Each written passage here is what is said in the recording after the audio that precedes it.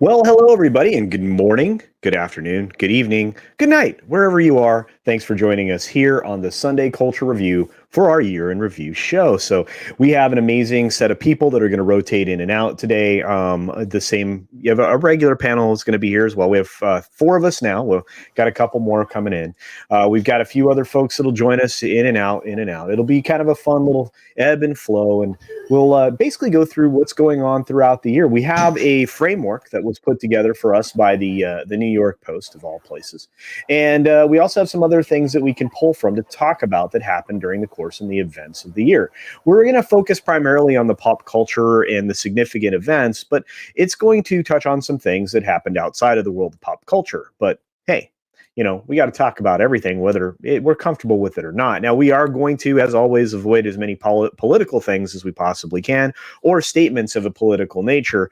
But unfortunately, there might be a tiny little bit that slides in here and there just because of the subject matter, for no other reason. Because everybody here really wants to focus on giving you the best possible content that we possibly can with as little political opinion and such as is possible. And with that, I'm going to bring in author Stephen Walton. We'll introduce the panel. We'll say hi to everybody out there that's joining us today, and then we will get started. So, of course, immediately to my, I guess, left, right? It depends on how you're looking at the screen, but it's AFK Bard, the one and the only, the person that will read you to sleep if you let her. And AFK, what's going on?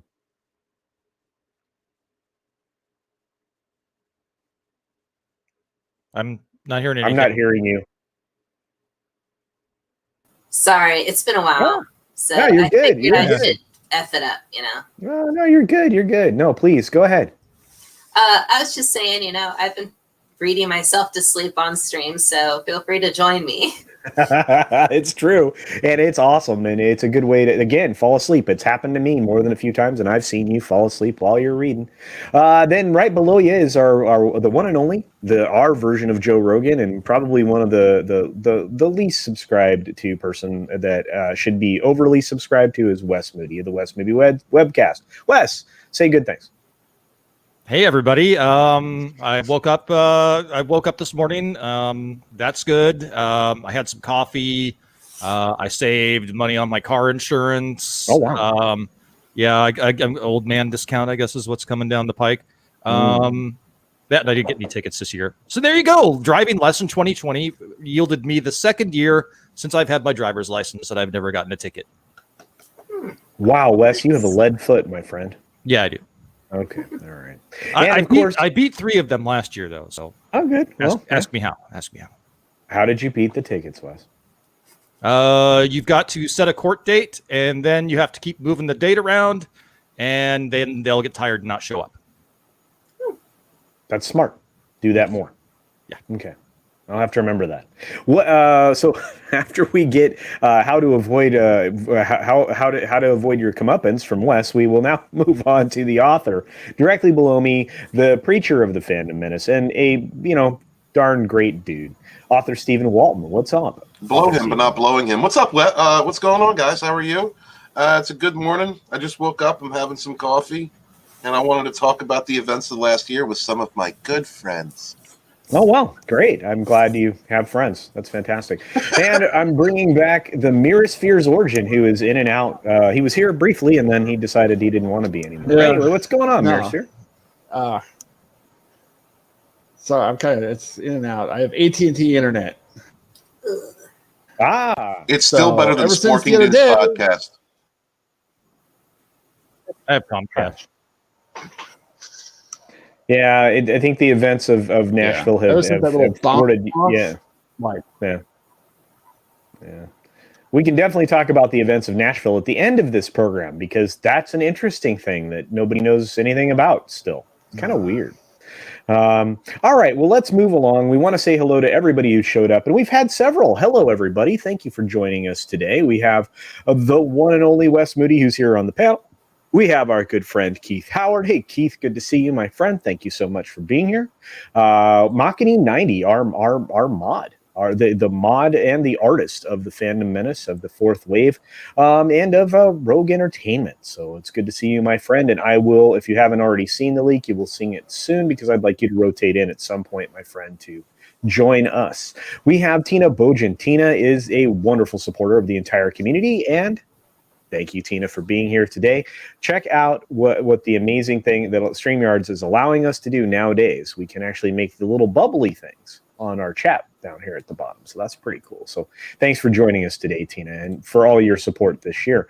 M. Dastardly says, as long as when we hit New Year's countdown hits 0, we don't see December 32nd, 2020 on the calendar, I think we'll be off to a good start. Me too. Boy, do I. Yeah, that would be really funny, by the way. It really would be. But you can't break calendars that way. I mean, we tried. We had the year 2000. If any year could do it, it'd be 2020, though, Culture. I don't know, dude. We had remember the millennium was going to break all of the computers in the entire world, and it didn't happen. I was guilty of being really, really worried about that. Really? I had like a super awesome Diablo guild at the time, and we were like wrecking house. And I literally was like, dude, if like I'm at my grandparents and the world ends, how am I supposed to get in contact with my guild? Yeah, like, I can't reach my people. That's some legit nerd stuff right there. It is. And speaking of Diablo, because the timing could not have been better, Diablo Dame is here and says, hail, Chad. Hail to you, Diablo Dame. Wes, you were going to say, I'm sorry, buddy. Wild and crazy on December 31st, 1999, and I actually set the clock ahead on my computer, and nothing happened, so I knew nothing was going to happen. Well, there you go. There you go. M. Dastardly, thank you again for joining us. And the great and powerful Thomas Gilkey says, hail. Hail, Thomas. Good to see you, my friend. I really enjoyed watching you for as long as I could keep my eyes open playing Assassin's Creed last night. You were playing one of my favorite versions of Assassin's Creed last night around the American Revolution. It was really cool. Thank you for doing that. I really appreciate that. Looks like you're going to see 1984. Well, I hope you enjoy it. I have thoughts. I know you will too when you finish it. My review comes out tomorrow. Yeah, AFK is crossing herself. That's not a good sign.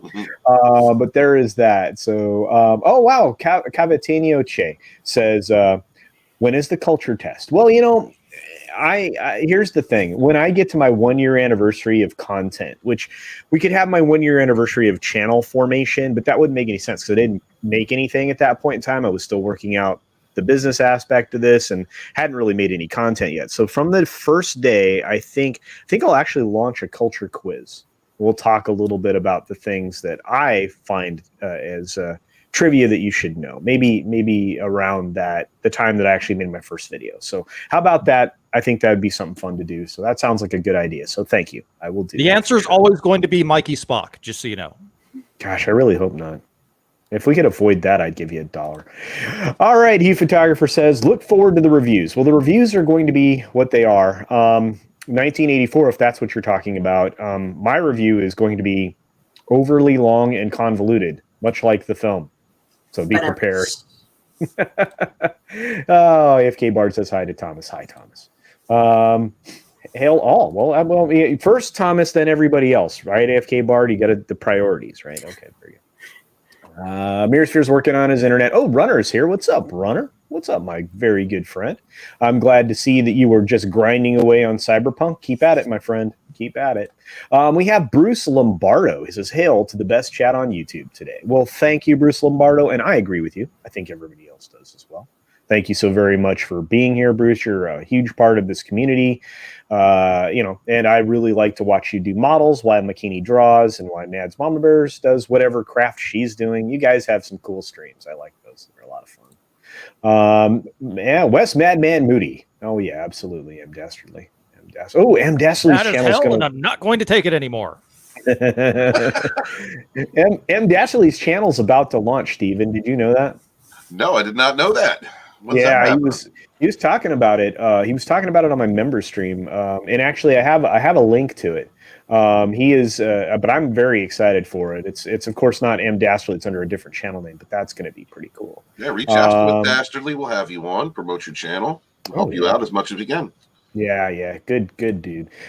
Soul Assassin says, hail, panel, hail, chat. Yeah. Mirror Sphere's Origin pops in again. Sans hat and headphones. So I hope all is going well there, bro. No, I just switched to my phone. I don't know what's going on my internet. All right. Well, it works. As long as it works, it works. And there we are. Hey, Michelle Jolan is here. Hello. Stop everything. Barb forgot her hat. Okay.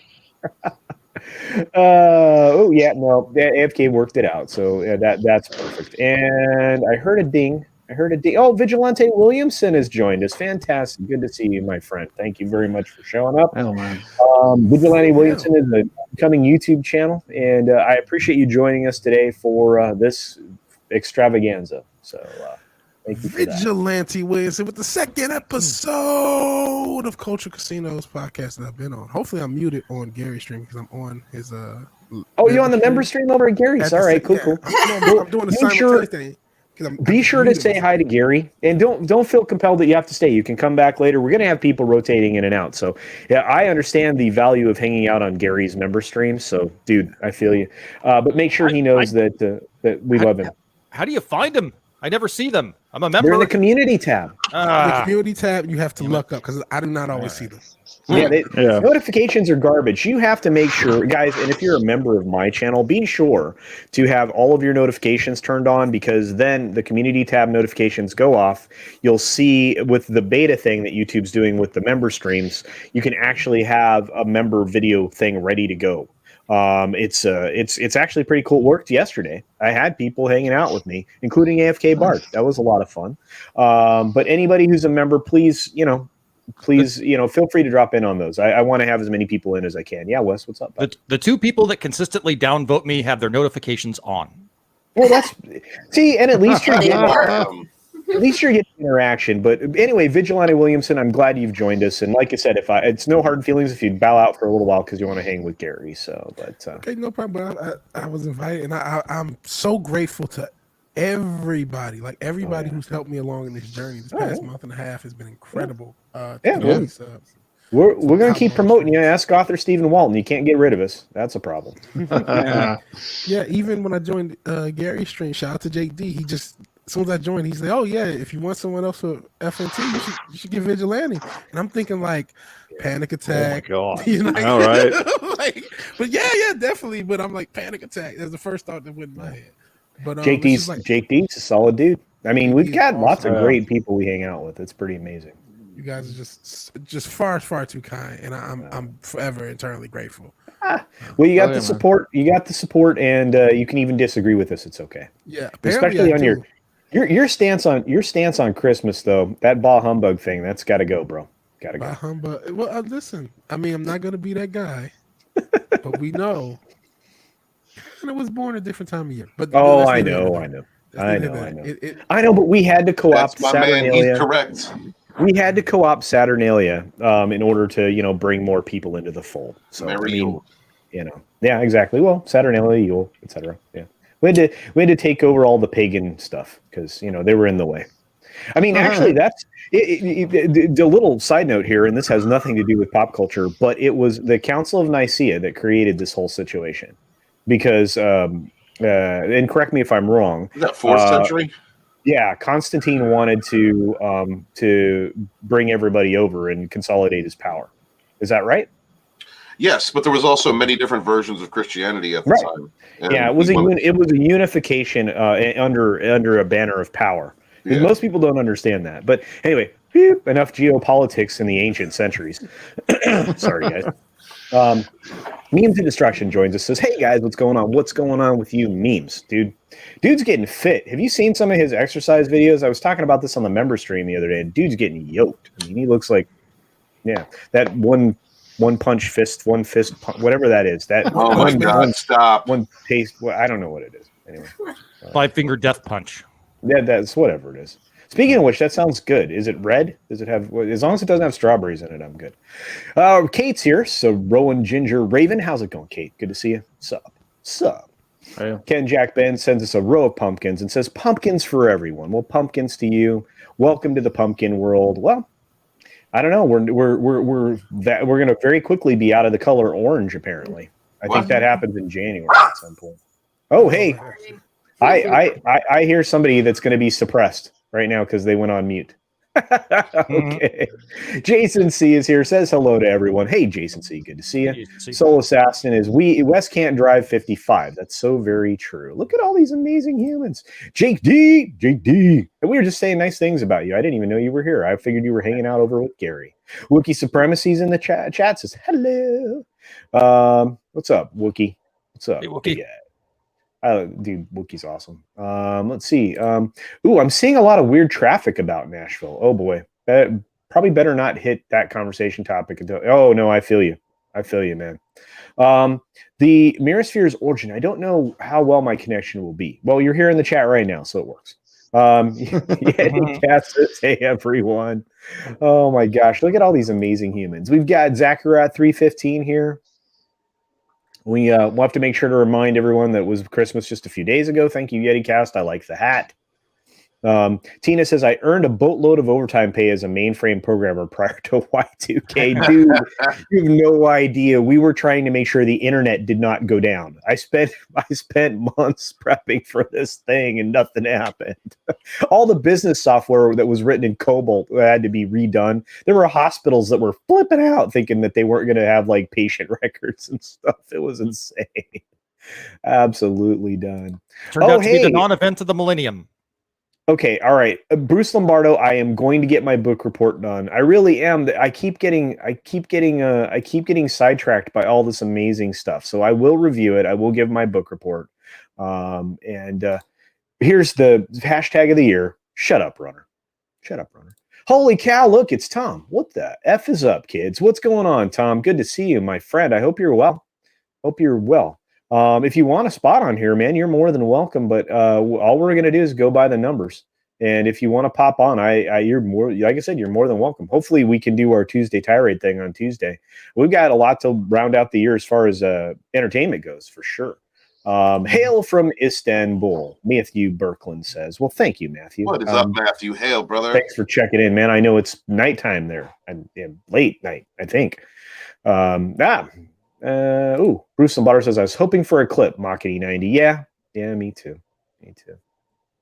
Jack of All Casuals says, hey to everyone. Hey, what's going on, Jack of All Casuals? We've got so many great human beings in the chat. So hey, Jack. Look at this. The best chat on YouTube. Sultan Al Fahim is here. Hello, all. Ed Brewer gives us the thumbs up. Thank you, friend. Pagan, what is this heresy? Well, there was a lot of consolidation going on at that point in time. That's for sure.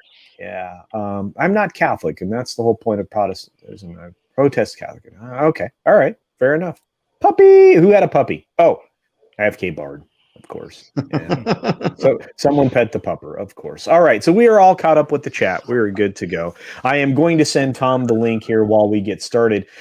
First and foremost, I want to start with everybody's overall impressions of the year. I want to start that way, and then I want to have everybody round out with the exit. So I'm going to start with AFK Bard. Hopefully the dog behaves. No, not right now. Still barking? Okay. All right. We'll start with Vigilante Williamson then. We'll start bottom and go around. So, Vigilante Williamson, what were your overall experiences and impressions of this year?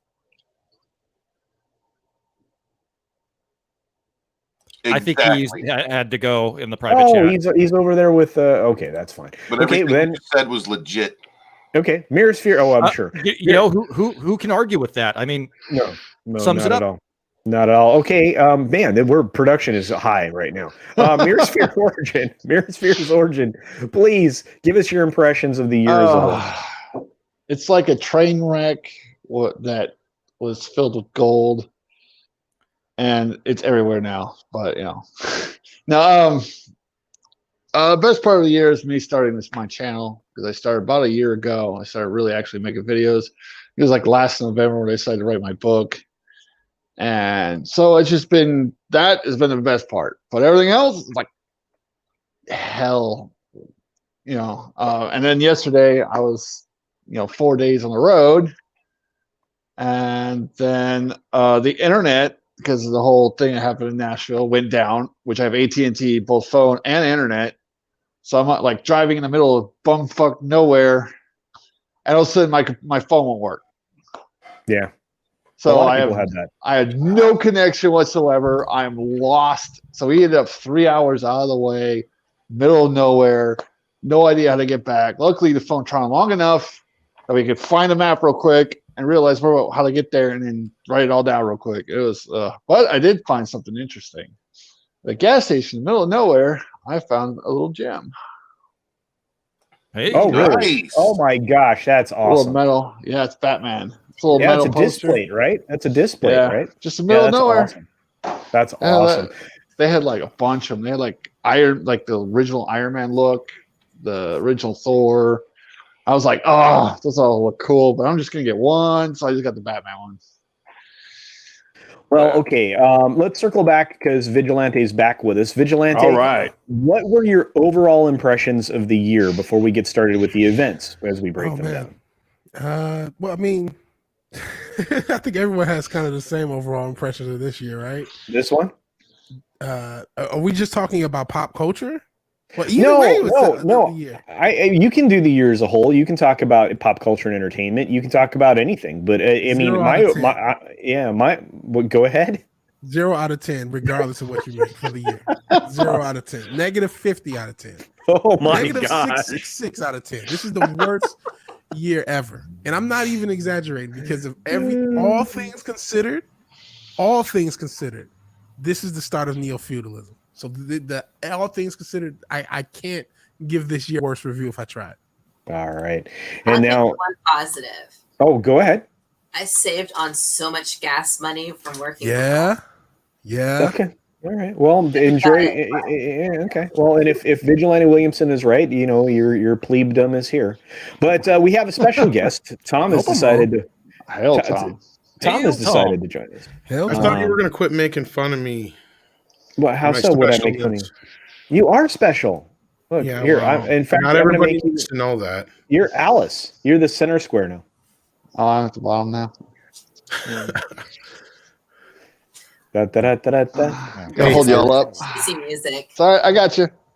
All right. Well, thank you. You well, hey, you were a military person. You do hold us all up. Thank you so much for your service.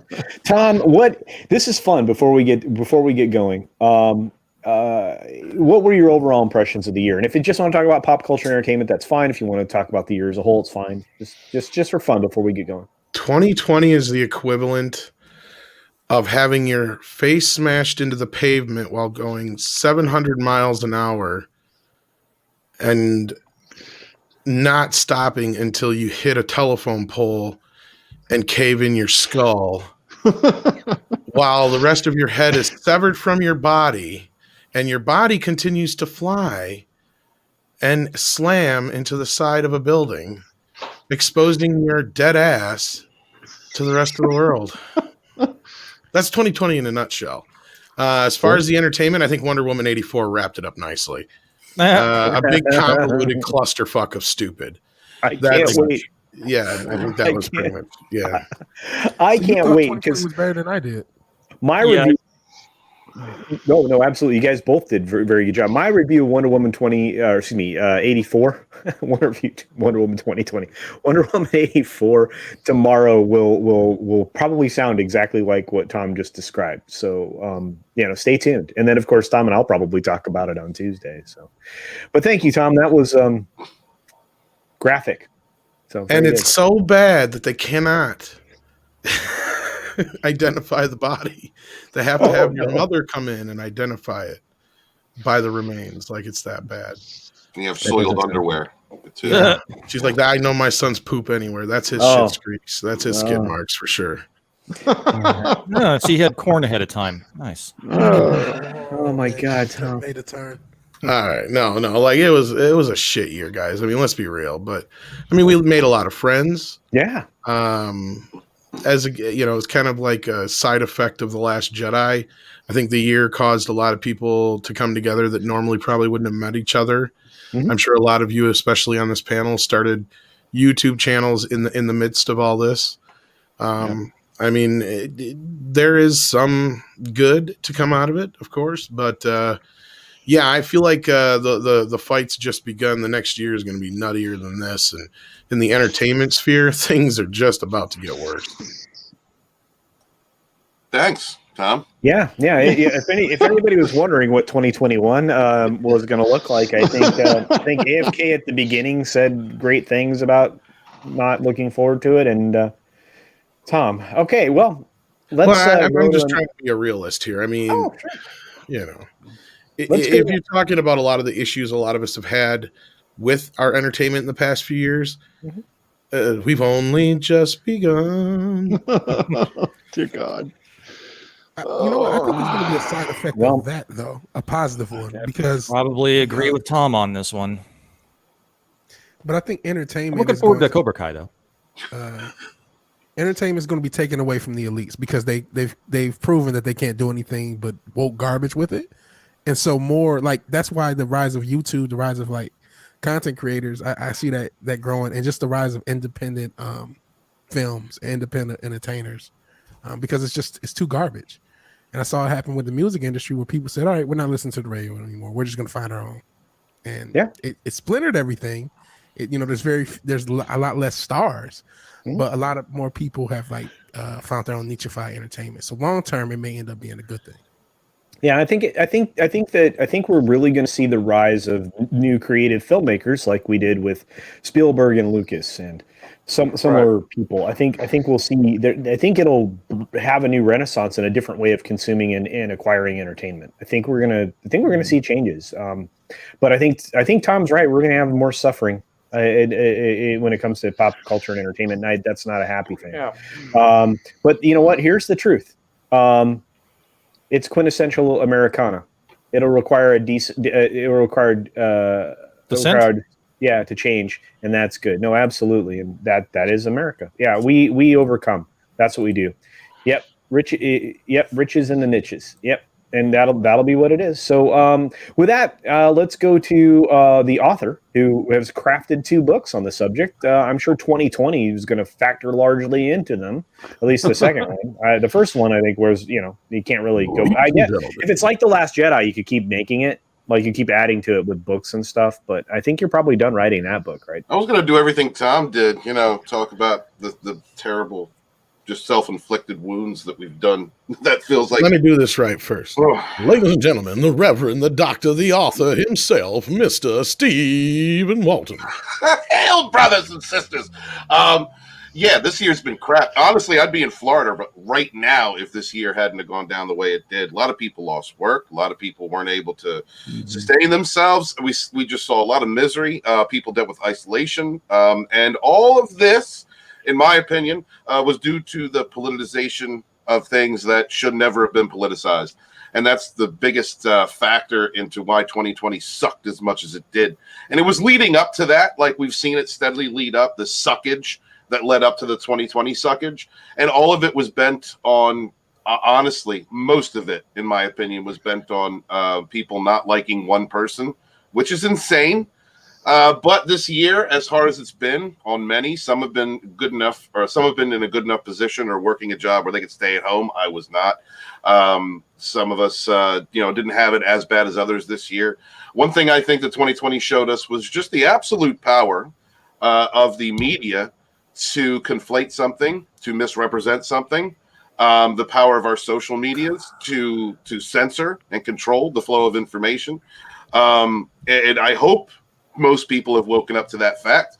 Other than that, all that suckage, I put out a book this year. I managed to make another one, fund it, and I'm getting ready to putting the finishing touches on that. Made a lot of good friends this year. Started out my YouTube channel last year, and then into this year, everything just did nothing but grow. Met a lot of great people. So, I mean, the downside is that a lot of the plans we had for 2020 never came to fruition because of very hateful, bigoted, nasty, self-absorbed people that make decisions for all of us that don't care about any of us. But through that, we made a lot of effective friendships, a lot of good friendships, and I'm proud to have made those. So all hail everybody in the chat, the best chat on YouTube, because we got through this together. We all rose through this together. We all made it somehow. no matter what your situation was, and it's been a difficult one. And I'm glad that we did. So, let's trudge on. Let's make 2021 better, and let's be a little bit wiser about what's going on around us, and not fall for any false narratives, and fight to get these idiots out of our entertainments, to stop using our escapism as a platform for division, bigotry, racism, sexism, isms, ists, phobes, everything that they say we are. Let's use 2021. Let's unite even more than we have before and kick those bastards all the way out of our entertainments. And so, hail to you. And let's rock and roll. All right. Grifters. Yeah. Well, yeah. Now we have to listen to our Joe Rogan. Wes Moody. Tell us, what was the year 2020? Well, it's a cool sounding year, 2020, like Vision 2020. I've never had 2020 vision, just so all of you know. So I was hoping that this would be a good year for, seeing things clearly. And I think it has been. I think we've seen a lot of things. I think we've seen, people exposed for what they are as far as agenda and media and social media companies. I think we've seen a lot with this crisis, a lot of truth coming out about that and exactly what things are happening in the world. If you didn't believe certain things, maybe this has opened your eyes and you have 2020 vision now. And for me personally, this year has been very interesting. I lost my stepmother to COVID a few months ago, so it's definitely affected me, and I definitely think it's real. She had pre-existing conditions, but she didn't want us to lock down, and I had cousins that had a bad reaction to COVID, and they don't want us to lock down. Sorry, I'm getting more political than I thought. I'll back off. So I think the year 2020, it's been a mixed bag, but one of the highlights for me has been meeting these incredible people that we have here on the panel and you out there in the chat, forging these, strong friendships, and lifting each other up. It has been a real highlight for me. Brother. Hell yeah. This is definitely a highlight, meeting you guys. And so I would just say, hope for the best, but expect the worst for next year. Build your networks up and prepare yourself, your mental fortitude. Find outlets for when you get down or you have negative energy, whether that's creating your own art or whether that's getting, some exercise. Like I've just ordered a punching bag. I'm going to have that around. That's therapeutic for me. Going out for a walk, go out and get some sun and just mentally prepare yourself. Just hope for the best, expect the worst of next year. Because whether it's been, Vision 2020, whether it's been our electoral system, or our mass media or our social media, I think we all are seeing things a little bit more clearly than maybe we did before. Well, very good. Wes, all right. Awesome 2020 vision. That's great. I've never had 2020 vision, unfortunately. We need it right now. And I want to bring AFK into the forefront, but I don't know if she's still suppressing the speech of her dog. Yeah. So. We need the cutest one on the panel. Oh, that's absolutely. That's right. Let's bring in the co-pilot, the one of the people that got me going in the live streaming world. We have AFK Bard. So AFK, tell us your opinions of 2020 and where it's at. It was a year, I guess. Like I've always been like a super introverted person, so it's actually hasn't affected me too much on my socials level. However, I kind of like came across the community back in like October last year. So like when I ended up just staying at home all the time, like I was able to basically connect with everybody. So I like that side of it because I actually feel like I talk to more people now than I would have before. But at the same time, it sucks for, having to be distant with like my family members. Yeah. So we've been like, coming up with like super weird and like creative ways to like hang out, but like at a distance. So like for Christmas, we basically did a rotation where like I stopped by my dad's house and gave him something, and then I went to my mom's, and my sister went to my dad's, and so like it was kind of like a little routine. So I guess it was mostly just a year of, I don't know, improvisation for me, and maybe like a lot of other people, because it's kind of like the first of everything. It's like the first time you do this, the first time you have to try to start school, the first time this. So I don't know. It wasn't like horrible for me, but I know it's been really rough on a lot of people. So. Well, I think we all fall in the same boat, and I think you probably described it really well. In fact, all of you have been very eloquent on the year as it was. I mean, I appreciate and value all of your opinion. I think that you you all hit the nail on the head. And 2020 to me was frustrating. I think that's the best way to put this year for me. It was incredibly frustrating. At the same time, I like Tom said, I'm and many of you have said, I built great friendships with people I otherwise would never have met in my lifetime. I created a hobby out of this YouTube thing that I love and enjoy more than pretty much all the other hobbies that I've ever had. And I have to say, I'm very thankful to everybody out there in the chat, and it's meant the world to me to grow in a different way, because now I'm doing something I thought I would never do, which is participate in a large scale social media platform that put me out in the world this way. Never thought it would happen. I had long ago abandoned my idea of any form of performance, and believe it or not, YouTube's a form of performance. Just a very different one indeed.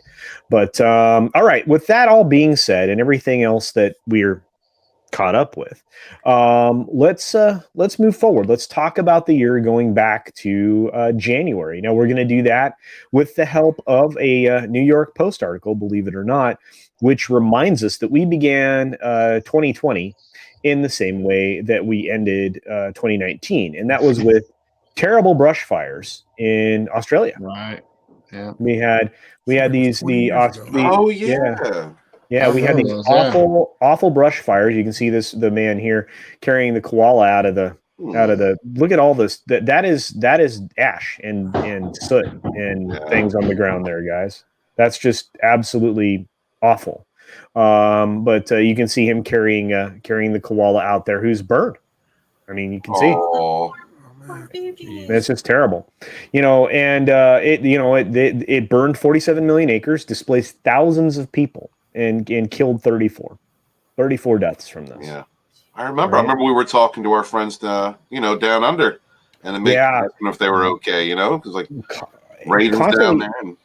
Yeah, we were constantly checking in with Lethal Lightning and Daniel James and Raging Rhino and Lyndon Hall, on all of our friends down there in Australia. And, I'm sure, the people in the chat, there's people, that from all over the world. And I remember that.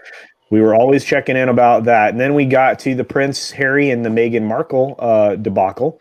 When they left the royal family, I have no idea why they elected to do this. I didn't give a damn about that. But why even have a royal family? Yeah, people seem to care, and I guess there's a lot to be said for a figurehead, but that's not really where the true power resides. And then, of course, believe it or not, they like to say that this was a January 9th thing that it emerged, but it actually was announced by the Chinese government that they were dealing with a respiratory event starting on December 31st of 2019. And that ended up being the virus, the global issue that we're dealing with right now. Yeah. Now, of course, there were reactions to this that could have, aided everything in the entire world had this been actually announced when they started to experience it all the way back in August and September. But that's unfortunately not how things played out. When was Event 201 again?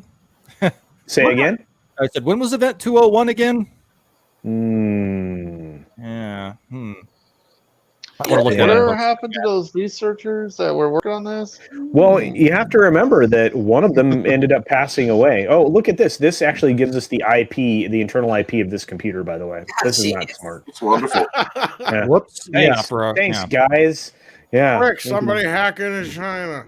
Yeah. Well, look at No, the actually, numbers. that's inside a gateway. So you Look- actually would have to be inside that gateway, but that's Look okay. at the numbers, though. Like, somebody needs to fact check that. Yeah, it says in the matter of months, the virus spread across the globe to more than 20 million people, resulting in 751,000 deaths. That seems a little high, considering Very high. That's the experience global, that we've had with this over the last year.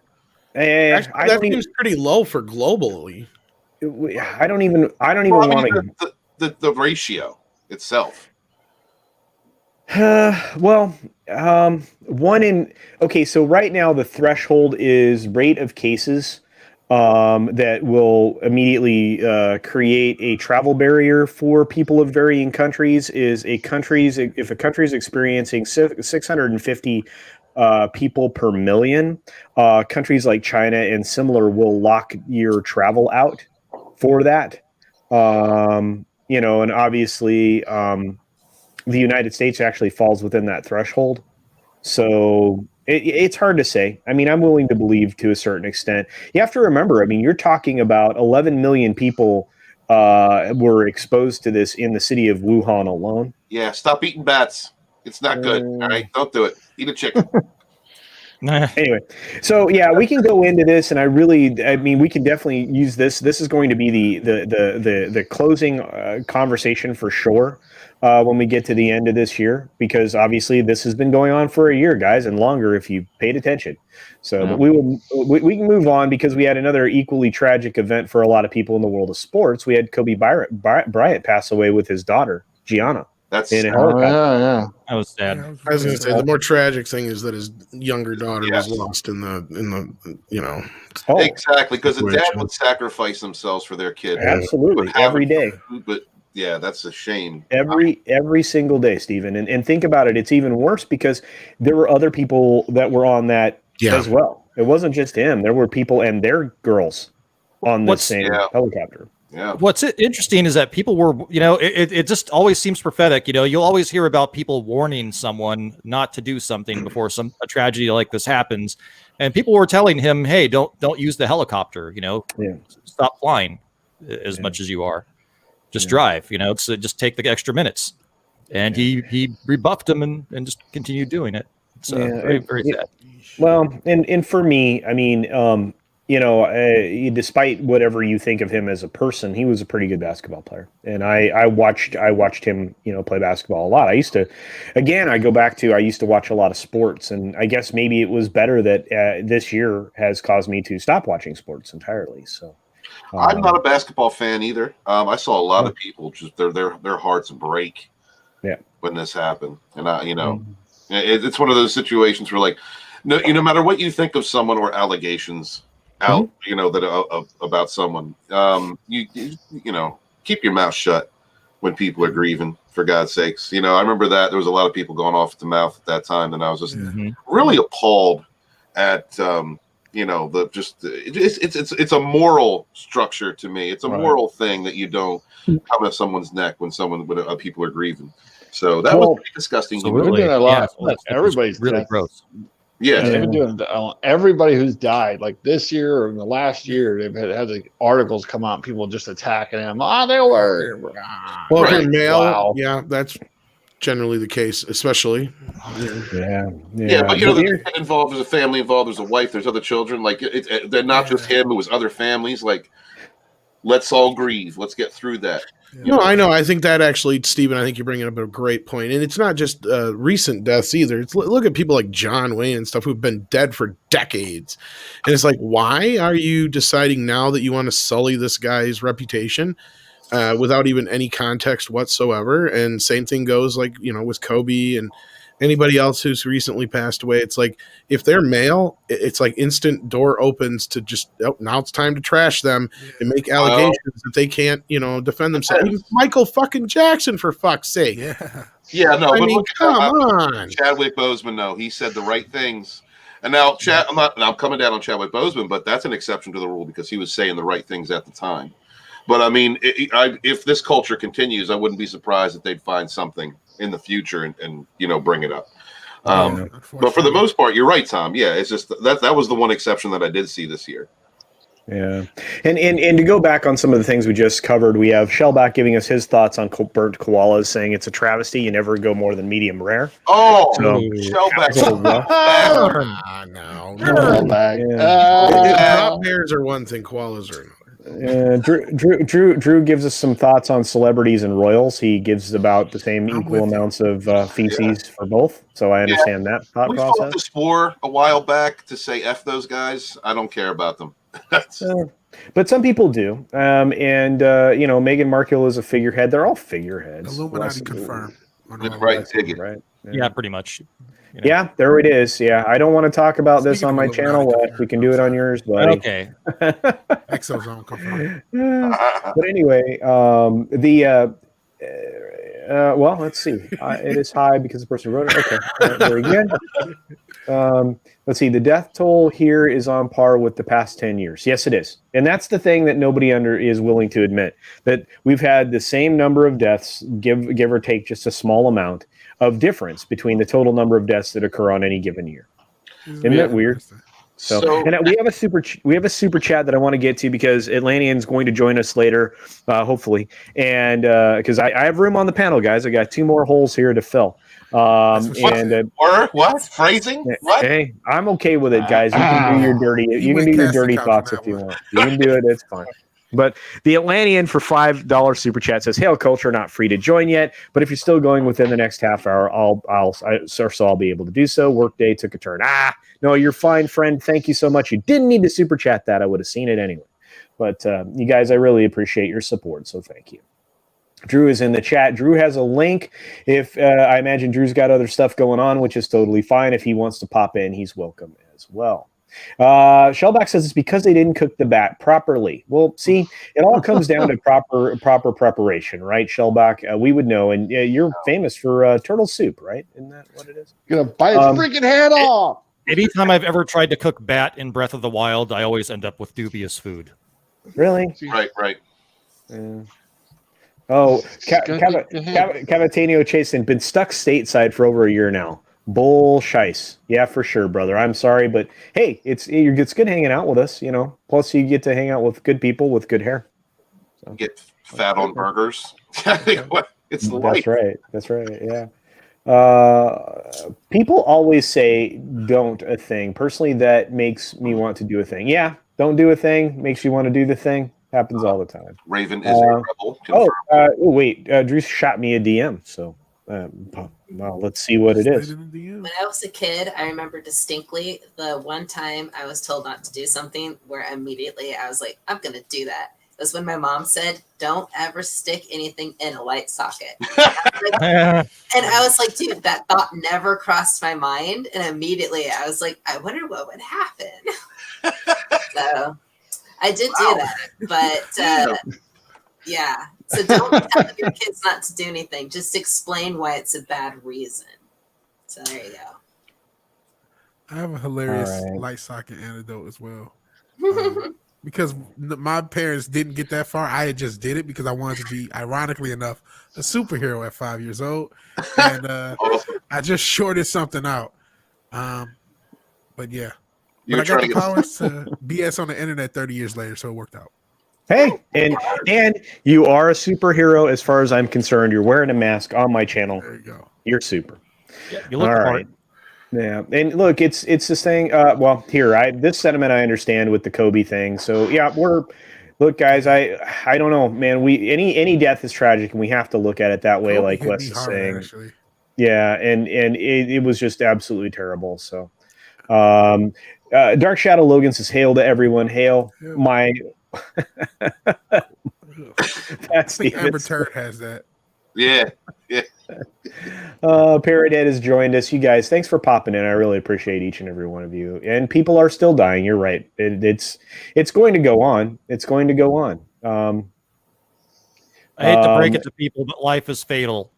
Yeah, nobody gets out alive is the quote that everybody says. It's a terminal affliction. It is. Everybody who's ever eaten carrots has died eventually. I said on my live stream this morning, there's that famous general. I can't think of his name. It's like Patton or something. It's like, what was his favorite line? And I think it was World War II. It was like, "Hey boys, you want to live forever?" And he fucking runs over the thing, and then they're like, "All right." Yeah. Who wants And to then, live of course, forever? I don't. No, and I don't think anybody should sign up for that. I think that you, as you watch people that you care about expire over time, I think that becomes a limited interest at some point. You just can't take the heartbreak any longer. I think that unless you're a dick and you enjoy that kind of thing, in which case immortality would be cool. I guess. Well, wait. Let's ask Tom. Tom,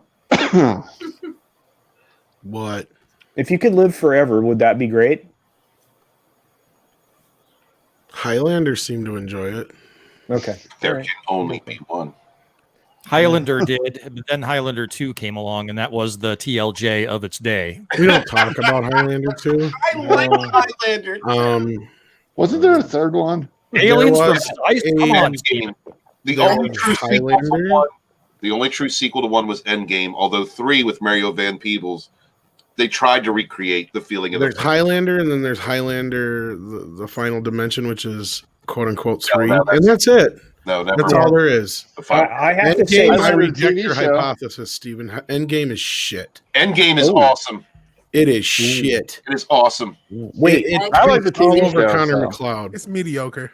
I haven't seen Endgame. I love the series. I got to see Duncan and Connor on the same screen. I was like, Duncan. Oh yeah, and speaking of which, see, they revived the series much in the way Mandalorian is ahead of time by having the television series. And Well, they there you were go. together in the first episode. and they Well, were I fighting just have- from Night Court. And I'm Yeah. sorry, but Connor is a much better character. That's Well, just my opinion, but still. Man, They he did him wasn't dirty in alive. Endgame. there can be only one. But look here, Bad Bunny is giving us the best advice for 2021. That is don't piss on an electric fence. I made my cousin, well, I didn't make him. I said, hey, piss on this fence, see what happens. All He right. got shot back like 2 feet. Well, I think that was uncomfortable for him, Tom. Oh, I'm sure it was. Do it at an arc and stop before it hits the fence. Just saying. Nah, Wow. he hit that shit dead on. Yeah. Whoa. Gotta tell them to make it over. Like, see if you can make it over it. All right. Challenge Well, accepted. No, it's all right. I don't feel bad. He's like one of Zap. those cousins that grew up to be like, a sexy dude. So he gets all the ladies. So it's like, fuck him. No, I I understand that. Got Nah, nothing left. he's good. Kid. He's I good. understand that. Makini 90 has popped in to say, hey, our artist of the Hello. Fandom Minutes. Say hello, Hey, my friend. Happy to be here. Good to see you. We've got Mr. Tickle Trunk with a $2 super sticker. I can only just guess what that is. And it's not. It's a dancing Lovely heart puppy. farting eats Shiba Inu. I love that one. I love that. StreamYard still, so they've done all these crazy updates that are Yeah. great, but we still can't see the super stickers. I was just going to say that exact I same know, thing. right? We'll get there. Anyway, but thank you so very much, Mr. Tickle Trunk. Your support this year for all of our channels has been extraordinary, and I just want to say thank you personally and on behalf of all the other creators I know that have appreciated and enjoyed it as well. Your Canadian love has been showering us from above, so thank you very much. That sounded bad. I think you do that on purpose. So, I might. That's I not- might actually do that. Cavatinho, No one enjoys coffee like you, Stephen, and that's straight from Parrot Head. So there you are. Yeah, I like coffee. So what? Fat Steven says Congo Lander. There you go, Tom. Count go. There you go. All right. I would live forever, but I'm weird. Well, Kate, I don't know, man. I think immortality would be just terrible. I would say context because when I was a kid, I wanted to be Peter Pan. So in that context, yes, to fly around and like just be a punk forever without any rules would be super fun. But if it was like you're a vampire or some other like really weird immortality thing where you're stuck in this world, unless there's like an out button at some point, I would say. warp zone. This this is a piece of insight that will help everyone when they watch my review of Wonder Woman 1984. It's slowly making it through WW84. It's like it is painful like Chinese water torture. Yeah. Considering how much of Hollywood the Chinese own, I guess I should not be surprised. Well, not only that, what's funny about it, speaking of living forever, there's somebody who lives forever and she's hung up on D for like fucking 70 years. Yeah. It's like, One come dude. on. How empowering is that? Well, This movie had I'm a the lot of only problems. human on Earth that likes Wonder Woman 84, even though I know it's flawed. It's a flawed mess, but I do like it. But yeah, I did enjoy the fact that she was willing to risk the world. Not spoiler alert, but willing to risk the world just to get her cheeks clapped. I definitely love it. Yeah. I Steven, feel bad for a did dude's you not body watch it yet? possessed. No, but I don't care. I've heard so many spoilers. Like it's my fault. Yeah. That's kind of basically the plot is near the end. It's like she has to give up the D to save the world. And he's like willing. It's all on her.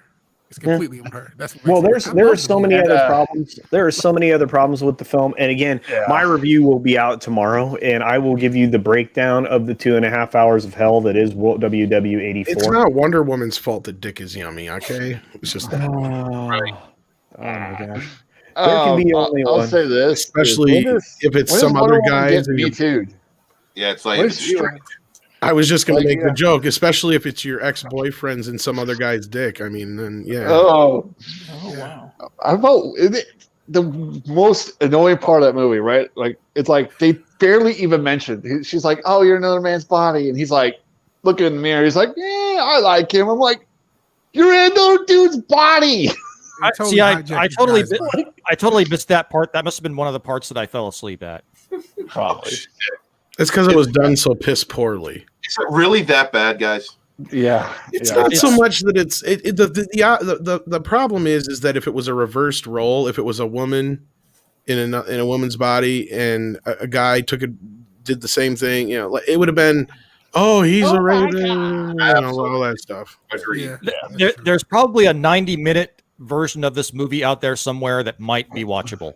Well, and that's the thing. It's part of the review that I do. I'm like, this movie could be good. There's a good movie in here. You need somebody to edit it. Are you kidding? there's I no think the editing. whole entire plot is so effing convoluted that there's no way there's a good movie in here. And I think Andre said the same thing. Like the best way to fix this is to fold it up and throw it in the trash and start from scratch, because that's about your best bet. Because I said it, and nobody could argue with me, that this whole entire convoluted plot is basically set up just to bring back Steve. That's really what it's all about, because they had no other way around that. And I said, well, the perfect solution is, okay, it's been X amount of years. Well, she runs into this guy who looks a lot like Steve. You can bring Chris Pine back, you change his hair, you do some stuff, you have him play a different character, and then the struggle, internal struggle for Wonder Woman is, do I love this guy because he looks like Steve, or is he really somebody I could love? Because that's what you do. You make him a bit more obnoxious than Steve was. Maybe he's not as noble as Steve was. Because that's the whole thing about this guy they set up for her to be in love with, is he is all full of himself. Like, we get a little bit of information about him, and all we learn about him is that he's a slob who's full of himself. So what you're telling me is that Wonder What's wrong Woman with that? 1984 is all about the D. It is. It really is. In the end. And I'll say this: why was it that guy? Like, they never explain, like, why that guy? Like, why he only possessed that one dude? Like, is he a reincarnation? Is he something? That's why his soul took over this random dude. I'm not watching it again. Could it be like Cyberpunk? You want to know the truth why I think they went with this route? Because I think it was Robert or somebody else said it yesterday on a review, maybe it was Script, that they feel like maybe at one point originally what the Wish did was just manifest him out of nowhere. And, that part probably means true. But then they wanted to set it up for her to have another love interest at the end. So they created this other character for him to, basically heaven can wade into. Because they have it at the end, like the whole little thing where they have a little meet cute there. Yeah, it's terrible. Meeting her for the first time, basically. Yeah, it's terrible. And again, I mean, I didn't like any of it. They stole from so many different films. They didn't make anything themselves. The film was incredibly schizophrenic. When does Wonder Woman ever fly? Wrong 3PO in the chat at the Wonder 250. Woman doesn't fly, I didn't think. Oh, I see. Drunk has sent us a lovely super sticker. I did not know that Jay was here. What's up, Drunk? Thank you for the super sticker, my friend. I appreciate that, my friend. I found something to be grateful for about 2020. Candy corn season is over. Oh, there you go. You waited for him. You waited for him. He gave us a thumbs up, even Wes, and you're attacking his candy corn. So I love candy corn. His vile, disgusting, filthy candy. I want to say two things about that Wonder Woman. Why they want her to look like Hawk Girl? Don't just make a Hawk Girl movie. And two, how long is that damn lasso? Like, for God's sake! As long as it needs to be. Yeah. All right. Can we not talk about Wonder Woman? We are way out of dates here. We're not inside calendar year. We're in January still. Come on. I just want to finish my thought by saying I thought it was really distracting that Wonder Woman was wearing Goldar's armor from Power Rangers. Yes, it was. To be fair, Culture, I think this movie was supposed to be out in May originally, wasn't it? Sure. Something like that, or like way earlier this year. Yeah, way earlier this year. Last year. Yeah, it was delayed. Well, originally, yes, November, and then I think it was either March or May. It was moved to, and then I think it was pushed to spring break. I think you're right, Tom. If I remember right. Well, I think the reason was that bad test screening we reported on, which is the movie we got, folks. Let's be clear here, because they were not able to go back and do any reshoots because the coof came in, and then so they weren't able to do anything about it. Just edit the damn movie, please. Oh, they didn't. They look. There was so much filler in it. It was disgusting. That's why it was so long. But Memes of Destruction makes a good point, and I want us all to consider this. Ryan Cannell said something worthwhile. Actually, he says a lot of things worthwhile. I like to tease him. Since when? He's a good friend. Look at what he said. He said, like what you like. I agree with him. Somebody said it way before Ryan. It's a but Ryan said it too. Memes wants to give him credit. I just got to give him shit. I got to make him tough. Oh, just another red shirt pops in, says hey. Just says hey. Since I'm like his uncle, I got to kind of make him, I got to raise him right. All Jeremy and Gary do is fight, so somebody's got to look out for the kid. Hey, Tom, Drunk is breaking news for you. He says Wonder Woman 3 is I just... saw that. You know what I commented on? I said, oh, how lovely. I see HBO Max is going the CBS All Access route. Let's announce a sequel to try and promote the other sequel we've got right now. Which tells me that they're not getting the numbers they were hoping for. Now, it did okay box office-wise, and by okay, I mean it's had the biggest opening of any pandemic film so far. But it literally only made 16 million in the US. I think 18 million in China. Overall, I think it's made 80 some million. Tom, that's sad as hell. Well, it made 30 in Japan. I mean, come on. I heard 18, or was that Japan 30? Oh, really? Japan was 30. Yeah, if I remember the numbers right. And again, Japan really digs Wonder Woman, evidently. Yeah, but they dig another film way more. They have a film over there. It's $200 and something million. It hasn't. I don't know that it's gone many other places. I haven't seen it in the States. It's a. Are you referring to Demon Slayer? Yes. Yeah, it's still like it's. I think it's still in Japan, but it's like so far like the highest grossing film.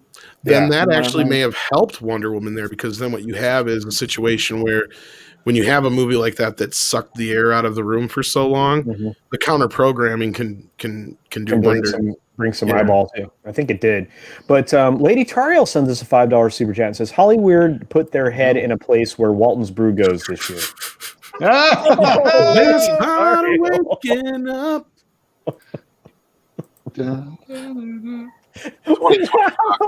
Nobody finished it for me. Thanks a lot, guys. Thanks for leaving me hanging. I heard it. That's about it. That's all I got out of it. I didn't see the alley-oop, man. I don't have none of my ladies here to support me. That's the problem. Nina's not here. If Nina were here, that's an oop for Nina for sure. But Lady Tariel definitely delivers with the $5 super chat. Thank you so very much. And, so where were we, Mr. Casino? Well, we're doing something now. This is political, but we are not going to talk about it politically. Do you hear me? Okay. Are you looking at me? Yes. I don't know about You invited me here. This happened. Yeah. Oh God, I forgot all about this. Yeah, this happened, and you know why you forgot about it? Circus. Because it was a circus. Yes. You forgot about it because it was a circus, and we'll leave it there. Parasite sweeps the Oscars. Bullshit. That was weird. Man, I remember being pissed didn't even about that. remember. It's like you got a movie that already won and has a chance in a foreign Oscar category. I hate to sound like a xenophobe, but to me, the Oscars should not allow foreign films in the main feature category. It should only be American films. The foreign press has their own Academy Awards. Every other country has their own Academy Awards. I'm not trying to be a xenophobe here, but to me, that does not. When it was just a bunch of fucking virtue signaling. Let's be real here. That's the only reason this movie won the Oscar. You're not being inclusive. They I already could have a Oscar separate category, Steven. in a decade or two. I don't know. I didn't even know this happened. I care so little about war shows, so totally lost. No, well, this was one of the worst Academy Awards ever, and that says a lot considering. But I mean, the awards. It's like the Game Awards. Yeah, What- well, they're all virtue signaling now. That's all they are. Yeah, with their It's new a bunch of regulations, they're not assholes going to. who sniff their get own better. farts, telling Exactly. themselves how great they are. Well, I just want to ask any of the people who won Oscars in the last couple of years who really feel like they actually earned those Oscars, or did they just get them just because of the color of their skin or what's between their legs? I mean, you could say that past 20 years. It's true to a point, but the Oscars have never been so like Halle Berry. hung up on this kind of crap. I love Halle Berry. She's a beautiful woman. She did not deserve an Oscar. She got an Yeah. Oscar and a Razzie for the same film, Exactly. didn't she? Catwoman? No. She got the Oscar for Well, yeah, Oscar Monster. for Oh wait, Monster yeah, Ball, Monster and then Catwoman got Monster the Ball. Razzie. yeah, two totally It was different the movies. same year. Was it the same year? It was the same year, yes. Yeah.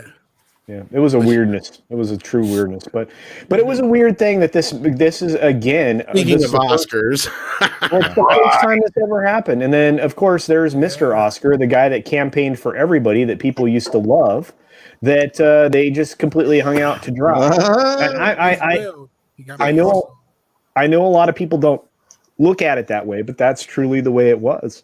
Well, you know, yeah, the media actually made me have to stick up for this fucking monster this year. you know that the reason he has to use the walker is because he's given so much of himself to potted plants. That is, I saw that. It was just this was just a shame. And of course, now they've hired his assistant, who was his enabler over at Disney, thanks to KK. So more of an enabler. She was kind of she was probably a roundup. well, I'm just saying. Yeah, well, I guess it's enabling, right? To help out, to be part of the party. But anyway, that was these are Lost just his supply of bleep, and that's why he's aging so rapidly. And thank you, Starship Alien. He says, "True, Tom. There's no such thing as a xenophobe. It's xenomorph here." That's right. You guys are so great. I love this. Everybody here is awesome. Hey, Kaiser. Hey, guy. okay. I don't understand the man. He can grow hair, yet he cuts 2/3 of it off. He's punk rock. Leave it I know, alone. I'm just giving him shit. But this was just February, guy. We were just in February. Well, then the And- world stopped for 8, 7, 9, 10, 12. I don't know. It's Blur's Day. And then, it is, dude. It's been Blur's Day for a long time, Tom. You and I have been talking about that. And we've been talking about entertainment being involved in Blur's Day, and entertainment is stuck in its own form of Blur's Day. But we have the stock market crash of 2020. I wonder why that happened.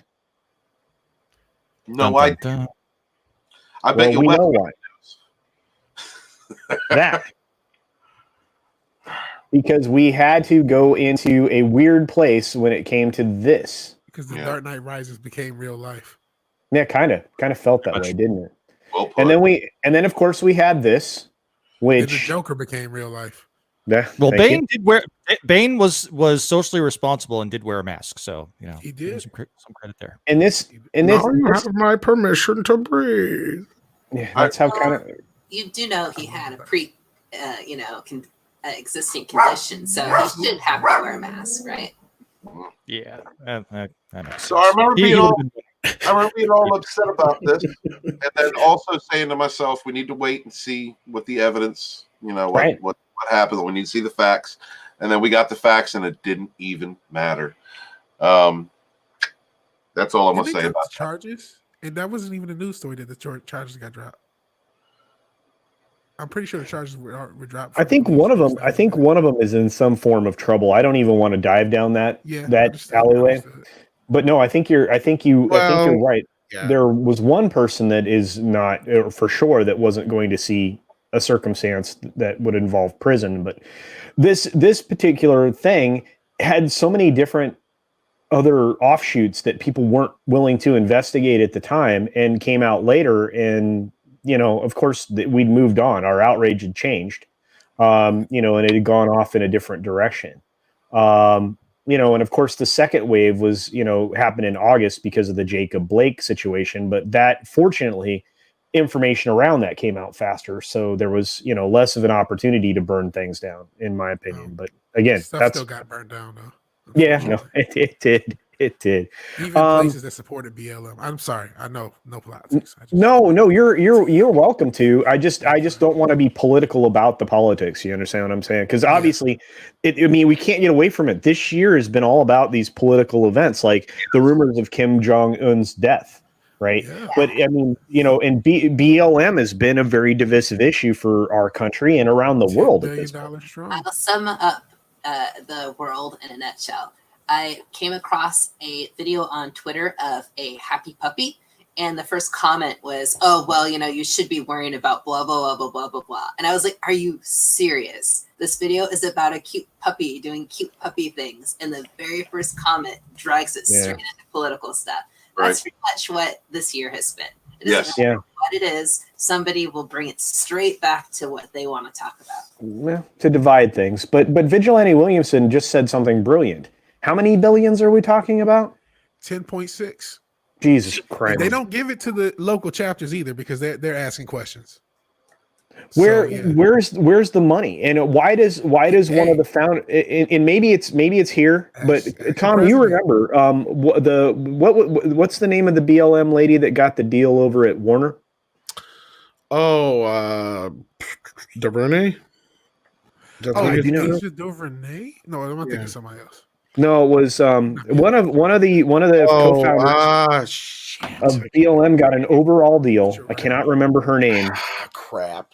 It wasn't Candace? I know who you're talking about, but I can't think of it now. Yeah, it got an overall deal to make content, including children's programming, for one. Wow. All right, people supporting Marxism. Love fucking with kids, man. All of this. I recently did, a watch party on Patreon, watching the 1976 movie Network, and boy, you see this BLM stuff, and it just really reminds you. It's very reminiscent of the stuff that Network was talking about in that movie. You should definitely give it a watch. You haven't seen it. Patrice Cullors. Yeah, Patrice, that's her name. Yeah, Patrice Cullors. That's right. Very good. Thank you, Tom. And so just be ready for that to be out in the world in the near future. So, well, and then they also have that Children of Blood and Bone thing over at Lucasfilm. KK. Thank you, KK, for the anti-cop, anti-America storytelling. Appreciate that. That's going to be great. Anti-cop looks great from her Bentley. It looks great. It does. Such a good look. Nice accessory. Paw Patrol. Oh, yeah. Wow. Yeah. What are they going to do with that? Paw Patrol's an awesome show with jumping back to the other thing, there's something we can talk about that isn't so, it's politically fueled, but it's not so in the racial side of things. Yeah, look at all the crap they tried to cancel, like Paw Patrol, Cops. Uncle Ben's gone. Yeah, the Rice. Uncle Ben's, Aunt Jemima's Rice. And this is in a year, mind you, where Bad Boys 3 to this point has been the number one grossing film, as far as I know, if I'm not mistaken. I think you might be right. In fact, about two black cops. Yeah, just for fun, I'm gonna bring this up. 20-year-old franchise too. Yeah. Bad Boys has been around forever, and because Vigilante Williamson's 100% right. It's 20 plus years old. Yeah. That film came out on January 17th of 2020, and it was very, very well. A really good movie. I will say that because I was not I loved the first film. Mm-hmm. And the second film I wasn't as big of a fan of. This movie made me retroactively appreciate the second film more because. Go ahead. Sorry. No. Go ahead. I was gonna say, I actually really liked the second film because it was one of the few. It's probably one of the few Michael Bay films I'm willing to tolerate. Well, see, here's the thing: is that's why I didn't like the second film as much, because we went from the first film, and then by the time you get to the second film, it's like all Michael Bay-isms. Mm-hmm. And then the thing is that the fact that the third film has a very like Lethal Weapon 3 kind of vibe to it, it makes everything retroactively fit better. Like, you know, they bring all those characters back. They, you know, there's a lot of callbacks to part 2 that made me appreciate part 2 a lot more now. Okay. Like I've watched it more now in the last year since I've seen the third film than I did when it first came out. I watched it once when it first came out, and I'm like, yep, that's a thing. Well, for fun, just consider this. That film has made almost $500 million this year. Yep, it did great. It did awesome. They couldn't believe it, how well it did. Actually, they were going to do Bad Boys 4, but now that's kind of been put into – that's what this whole cop thing kind of put into question for a while there. I think they should do one. You know what? It just hit me why that movie was so successful. There was no coming into it wokeness, no coming in. It just hit the world. Sort of like Sonic the Hedgehog also did. Just hit the world with no real nothing. It was just a dumb action movie. I didn't see it. I wanted to, but I didn't see it in theaters. It's actually not as dumb as you would think. It's actually very well put together. They have a different director this time, different directors, plural. But they were kids who were fans and grew up on the original film. Key element. They introduce another generation, and I'm not going to get too much into it. They even have a little fun and poke fun at like wokeness. It's kind of funny how they do it, and I don't want to give anything away for anybody who hasn't seen it because it is a very well done movie, and it had some moments where I was like, oh god, they're going to go down this really cringy road, but they handled it very well, and I thought it was one of the best action films probably since like the John Wick series in the last year or so. Okay, I gotta check it out then. Nice. This is an interesting question. I don't know the answer to it, but it was this year. Fat Steven. Everything Fat Steven's talking about in the chat, we covered on TR4. Yeah. Oh, yeah, I know. I was there. Another great action movie this year, though, if you haven't seen it, is Fat Man, but that comes out later in the year. We'll probably get to that later. Yeah. But it's just weird. I mean, you know, we went through the political process that was all of that. And then, of course, you know, we went through the nomination process for, you know, our elected officials here in the United States. And then, yeah, I know. And then we move forward to the Twitter hack. You know what? There was some amounts of joy. There was little sprinkles of joy this year. I think the Twitter hack gave me a good laugh this year. So forgot about that. So did I. Yeah. Because it caused Ryan Johnson to like lock his Twitter account. Oh, that's right. Well, and then we had this little chestnut, which came, which created a situation where we had a film that eventually came out over at Netflix just a few months ago. Was following on the heels of this. And then we had, surprisingly, Culture, we had the most arrests in the United States by U.S. Marshals for certain types of rings, illegal rings that were going on. That's right. I think they were. It was related to this part of the statement right here. Murder hornets? And no. Those fuckers are bringing in kids? No. The Coyotes were, so who knows? Yeah, Coyotes can't carry a baby. So, okay, but the murder hornets were. The murder hornets arrived here in the United States, and they don't sound like fun. No. Nope, they're crazy little demons. Kill them. Yeah, they don't produce honey. Kill it. Yeah. There you go. Yeah. Regular hornets are bad enough. All right, Looks then we had a massive explosion that took out a huge chunk. Oh, that's Beirut. I thought you were talking about Tennessee. Go ahead. No, Beirut took out a huge section of the Beirut. I mean, and we got it on camera, like a real real time, you know, thing.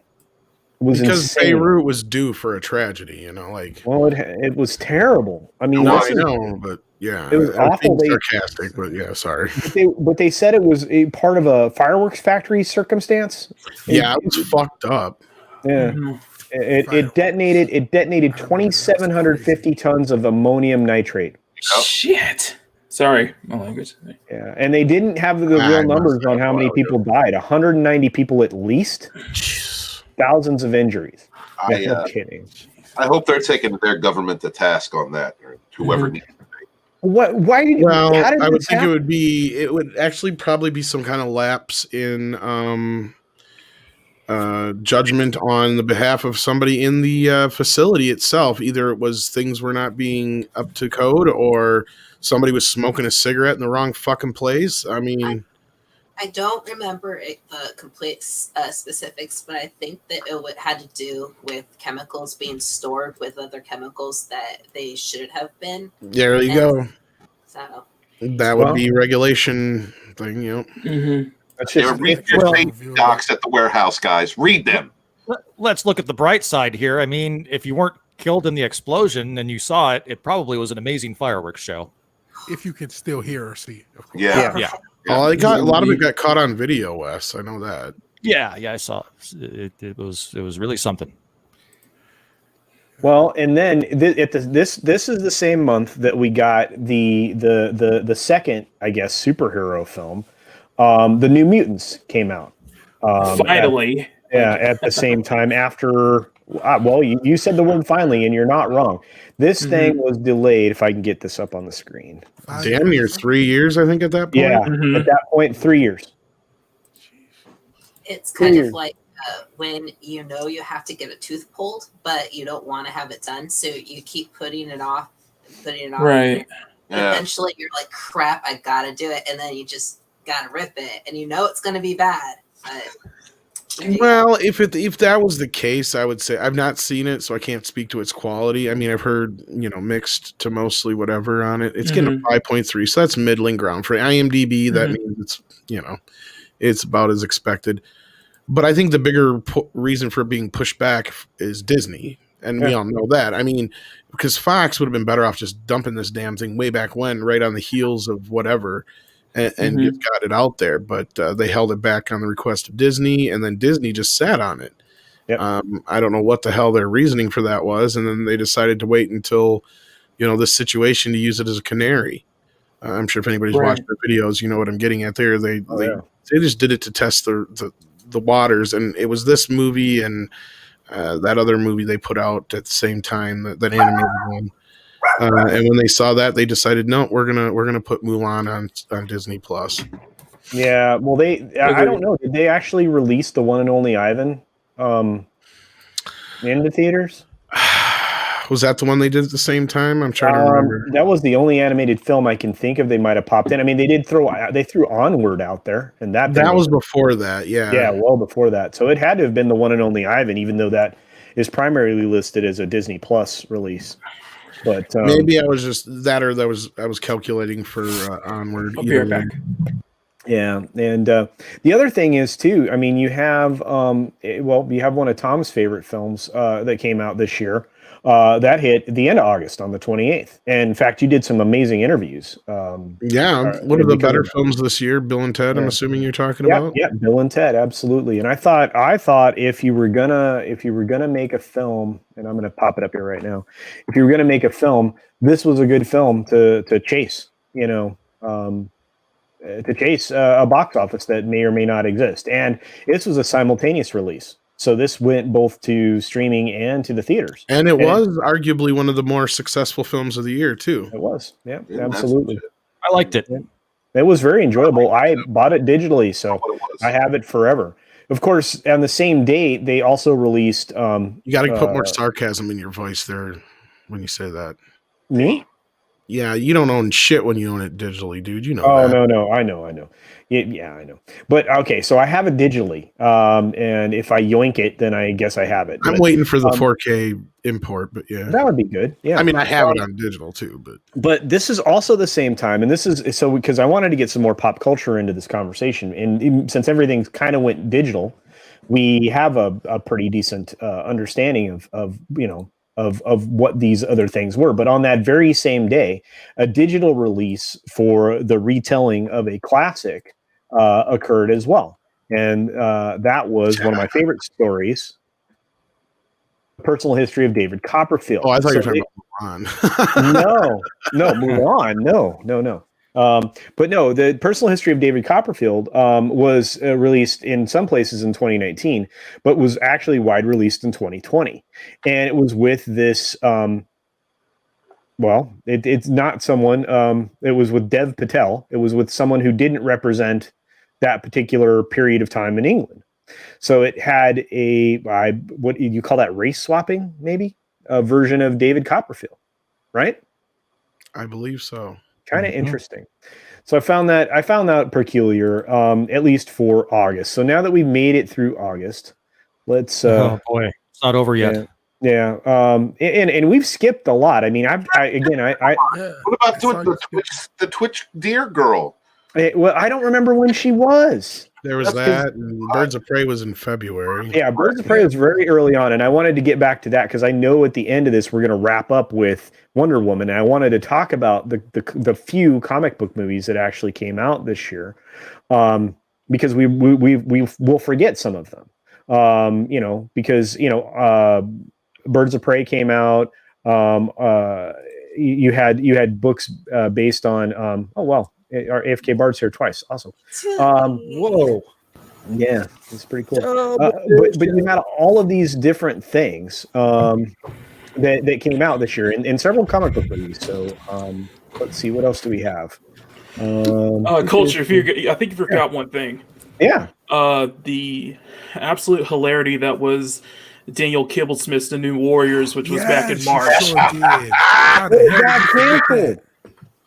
It got canceled. And you're right, Mockety. It was a cultural event. Joe Rogan covered. Amazing. Yes. One of the few times that I think both sides were unanimously united. Right. We came together to say no to Snowflake and Safe Space and Internet Gas, Snack Pack Girl, and Internet Door the Explorer. Oh, and we keep forgetting about poor B negative. The poor the gay vampire guy. Yeah. That's because nobody cares. Yeah. Hey, Vigilante Williamson realized he made it to the center square, so he's holding you all at bay. We've had right gay now. vampires for years. Yeah, we have. I mean, negative quit acting like you so special, boy. Vamp was a much better gay vampire in Metal Gear Solid series. He's much better. There have been better gay vampires. Tom Cruise was a much better gay vampire. Hey, Tom Cruise is not gay. I didn't say he was. Hey, I just want you all to know Elliot Page is watching you all right now. So Tom Cruise don't come out of my closet. To Elliot Page, screw you. Just screw you. The gall that you try to do this after you tried to go after Chris Pratt this year is just. Well, she needed attention back, and it needed attention. Right. And if it loses attention, it'll be something else. It'll be one of the plus signs or something next year. I mean, they're sitting there boasting it as the highest grossing comic book film of the year. That would be like Tank Girl going out and saying, we were the highest. I don't even remember if any other comic book movies came out that year. Yeah. That's what I'm saying. Like, it's like, come on. Say hi to Steve, everybody. Hey, Steve. Yeah, okay. Hi, Steve. Merry Christmas. Hello, Steve. All right. Hello there. But I'm sorry. Go ahead, Tom. I didn't mean to interrupt you. I just wanted to say hi to Steve. No. It's just really stupid. I mean, we've made all kinds of analogies about how it's, being the happiest to be whatever. Insert your joke here. But come on, Birds of Prey was. It was a Harley Quinn movie. It shouldn't have been called Birds of Prey. If it wasn't for the pandemic, that movie would have single-handedly probably ended this entire social war. Mm-hmm. But instead, this whole thing egged it on farther. The other thing you brought up, Culture, as well, is the Floyd situation and the riots. That egged it on farther. The situation we're in now with all the bailouts and crap and the draconian rules that all the companies and Oscars are adopting is going to extend this even farther. Because I know, everybody can talk all day about them losing money. They don't care about that. It's not about that. Yeah, it's about pushing this agenda and about, in their eyes, being on the right side of history. Yeah, they've gone far past. Yeah. And we missed some films along the way, and we definitely can go back and catch some, because I think that the divisiveness was also tempered with some good things like Sonic, because Sonic was a pretty good film. and Sonic was another good movie this year. Yeah, it honored the fans, and it helped build some things. And Bruce Lombardo, just so you know, oops, wrong thing. Bruce Lombardo, just so you know, I love Tank Girl. I'm one of the weird people that really enjoy probably, that. but yeah, there you go. There's another, like, if no other movies came out that year that were comic books, it'd be like, I'm trying to be, without going into some bad analogy like everybody else has, it's just, come on, guys, really, you're gonna boast, they don't count Demon Slayer. Well, they do, but I think BOP just still managed to make a little bit more. Thomas apparently wants Walton to go shirtless for Machini, Wes, and myself. No. Hashtag Walton gets shirtless for culture and Wes and Machini. There you go. I support it. Okay, that's the longest hashtag ever, I think. All right. We could shorten it. DGS. But no, Tom's making a good point. I mean, but what did we have to choose from in comic books this year? Speaking of which, getting back on the August 28th date, this was a bad day. Let's see why. Oh. Yep. Yeah. John Talks was doing a Friday stream when that announced. And I had to run down and let my family know they were broken. They were heartbroken about this. Everybody was heartbroken on stream about this. I remember exact day. I remember everybody was heartbroken about this, and I said, "Steve, shut your face, shut your face." And I shut my face. I actually successfully didn't make a single video about how I felt about the types of things that this man was saying in the weeks leading up to passing, which were very divisive and racist and awful. And then he passed away, and when someone passes away, everybody's roses. Everybody sees through rosy glasses. And I just shut up and didn't say anything.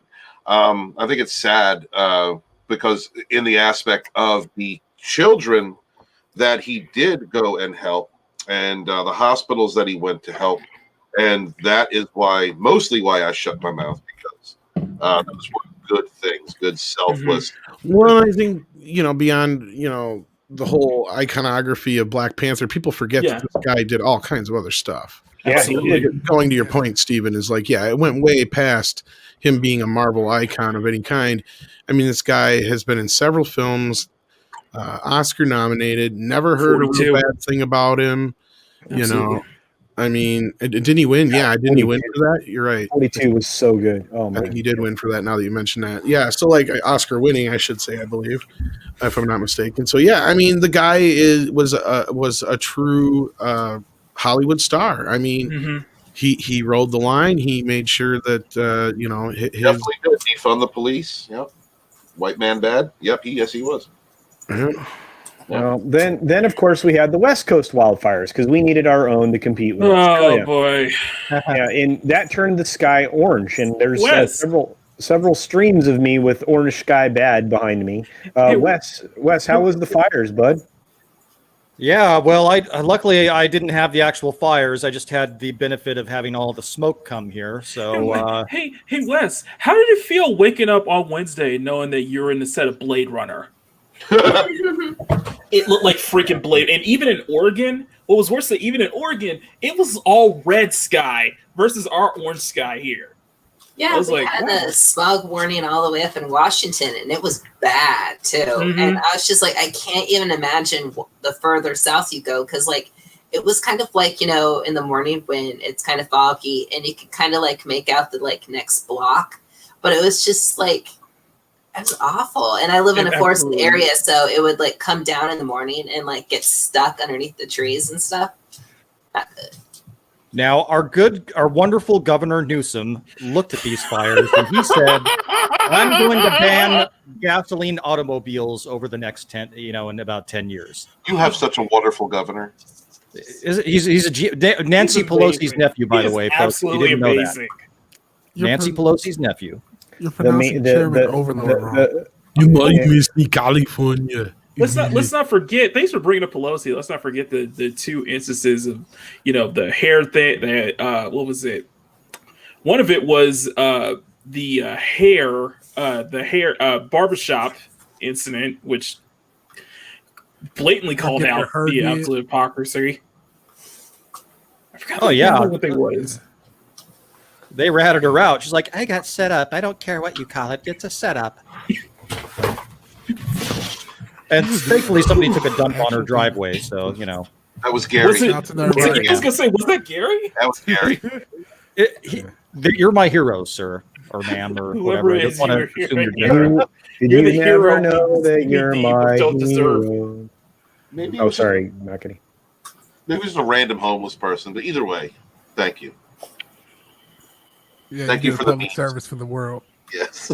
This was Hey, it's interesting. legal. Qui-Gon says Gavin blamed climate change for the wildfires. He did, and yet, you know, it was bad forestry management caused by the way the state runs the forestry management in their state that caused most of these issues. And that combined with the people who are supposed to be taking care of the right-of-way, which would be the electrical companies that have created those fires years and years and years going on. So it comes down to improper oversight and management on the part of government and they're in the state, and them not managing the local utility corporations. So there's a lot of fingers to point, but it isn't. Dictators don't take responsibility for things they do. I know. PG&E, such good people. Great track record there, PG&E. Yeah. Well, and Bruce is like, yeah, ice cream, and yeah, there isn't a lot of good things to say about Fancy politicians right now. No, just politicians in general. Yeah, politicians in general. I agree. You're right. So, with that being said, let's move on because we haven't talked about another element of government, the judiciary. We lost Ruth Bader Ginsburg this year. Yeah, you did. Speaking of living forever, she was literally somebody that I didn't think was ever going to die. Well, and here's the thing. I mean, this is somebody who could argue on the side of the argument that she believed in, but still allowed room for an opposing opinion. I don't know that we're going to have a lot of other people like that going forward in the world. That is true. And it was a shame, knowing full well that she was going to pass. That here we are. So, and by her having been replaced prior to the election cycle, that created a lot of difficulties for some circumstances that exist right now in the United States. But I won't talk about that at all. And then, of course, our president decided to go out there, and this is October now that we've made it to, by the way. Fun. I have never seen more nasty posts in my life. Isn't that insane?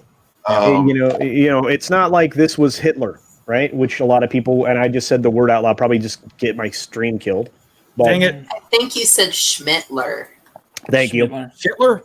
But this is The bad guy from WWE. sitting president of the in one place, and no one ever called for unity under him. And after this last election, there are calls for unity, and why is that? I have problems with this. They're political. I will not discuss them on my channel. I'll just say that the amount of garbage that came out of this was ridiculous. It's a childlike reaction. We're dealing with children. Very and angry. Then we lost, very much childlike reaction. That's spot on there, Steven. Then we lost the greatest guitar player in my lifetime. Hell, Eddie. Yeah. Prior to him, it was Mr. Purple Haze himself. But this guy came along and did almost the same thing to rock guitar, hair bands especially, and what Jimi Hendrix did for his style of music, Eddie did for his style of music, and it was probably people like that inspired Eddie. Rock legend, not a perfect person. He's a rock star. Let's be real. But definitely revolutionized the guitar again. We can't take that away. So. No, we cannot. Not at all. And he had already been battling cancer since 2000 with the oral cancer that he had. So it's not like this was new.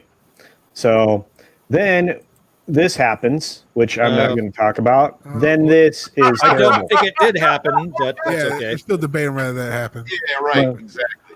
I'm not going to go there. I'm going to talk about. Rest in peace, Mr. Trebek. See, I've never had a political warning on my channel, so stop it. So, My fault. I'm a bad influence. So Alex Trebek passes away despite the fact that he had been fighting stage 4 pancreatic cancer for quite some time. It was terrible. I actually had hoped he was going to make it past, year 3 at stage 4, but he didn't even get close. So God bless He- Alex. he Not more he- fast than most of us. He handled that whole situation with a lot of dignity and grace, I gotta Mhm. say. He handled it with gravitas. Yeah, he, just, I've lived a great life. It is what it is. Yeah, cool dude. It was pretty Yes, amazing. please. He was pretty awesome, despite the fact that he was Canadian. So we'll move on to this. Dang. Shouts at Canada. Damn. I was just kidding. That was a joke, guys. I love Alex Trebek. Then we talk about this event here, which Interesting I demographics of the picture. which I still have conversations about. Yeah, I know it was Jonathan Williamson, but it's fine. Yeah, and we start to see it roll out in December 14. And, we know for sure that it's being triaged in a very, very odd way, and in how it's being rolled out. So I would assume that it goes to the most at risk. It should be the most at risk first, and then Most at risk first, and then yeah, and then by age as you move towards younger folks, because that would make the most amount of sense based on the people that are most affected by this or most harshly affected by this. But that's not exactly how things are going or proceeding forward. So we'll see. But let's get back to about this without getting you a political warning. Okay, thank you. Anything at all. Thank you very much. Yeah. Yeah, I was going to go the conspiracy route with it, but I'm not going to do that either. Yeah. Culture. Yeah. You forgot we lost Sean Connery this year as well. Oh, absolutely. And I didn't forget that the New York Post did, but one of the greatest people who I spent an entire day. White male. Oh, okay. I spent the entire day talking about. That's Han Solo. I spent the entire day talking about Sean Connery that day, and had an incredibly fun stream myself that I hosted a live stream about just a day or so later. And this is someone whom I grew up admiring in every film role he was ever in, primarily the Bond films, but also in the role he played against Harrison Ford in the Indiana Jones film that he was in. I loved that film and that portrayal. And we welcome in the bearded one, the man from the frozen North Coast. Hey, Atlantean. Hey, Atlantean. You laughing at me, Makanai? See, that's what you got. Okay. Macaroni. See, that's how it go. Okay. I see how it is. We also forgot Culture. Yeah. We forgot Culture didn't get his piggyback ride from Drunk 3PO. He went all the way. God, this again. Go see him, and he didn't get his piggyback ride. Drunk was more interested in the mouse. Was more interested in the mouse than fulfilling that dream for a little Culture Casino. I had such a great time hanging out with Jay. You guys have no idea. He is such a great human being. And if you question whether or not he's genuine on his streams, then don't question. Dude's a legit human of immense character and qualities. He's a good person. You should Absolutely. Yeah. So anyway, Just very poor taste in candy, though. Shout out to Drunk 3PO if you're not already. The great candy corn wars of 2020. Yeah. Oh, that started back in 2018. Yeah, that's been a couple of years going. I think, but it escalated this year. I don't know. I think my very first Star Wars crawl. I don't know if I know some of you have seen them. My first Phantom Menace crawl was about candy corn. I think Ladonis I saw that one too. Yes, sir. So it was this whole candy corn war has been going on for a while. Yeah, we had a lot of really interesting things happen, and I think Tina's right. RGB's politics, you can be with them or not, but she was a pretty good role model because of her ability to listen to the other side and make a judgment. Yes. You're not going to find a lot of humans like that nowadays. She and Scalia kind of had a friendship, didn't they? Yeah, they did. They did. It was an interesting friendship. The two of them. She was very unhappy the day that he passed. It was very tragic for her. She lost a very good friend that day. Qui-Gon Gimli, excuse me, says that the woman that made the video screaming into her phone while driving should have her license taken away. Oh God, don't remind me of that. Of the kooky Medusa this year. Well, to be fair, no matter the topic, there are people like that on the freeway. I've seen them. Yeah, good point. Yeah, that's a good point. She Oh, just wow. had a topic that sounded extra stupid. Yeah. Wow. All right. Well, okay. Bruce Lombardo says Joe Satriani. I haven't died yet. Oh, you must think he's better than our friend Eddie, but that's okay. All I gotta say is I see it like 2016. We have to make sure Betty White is still here by the end of this year. Is she? Yeah. Betty White is never leaving us. Oh man. Yeah. Yeah. Come on, man.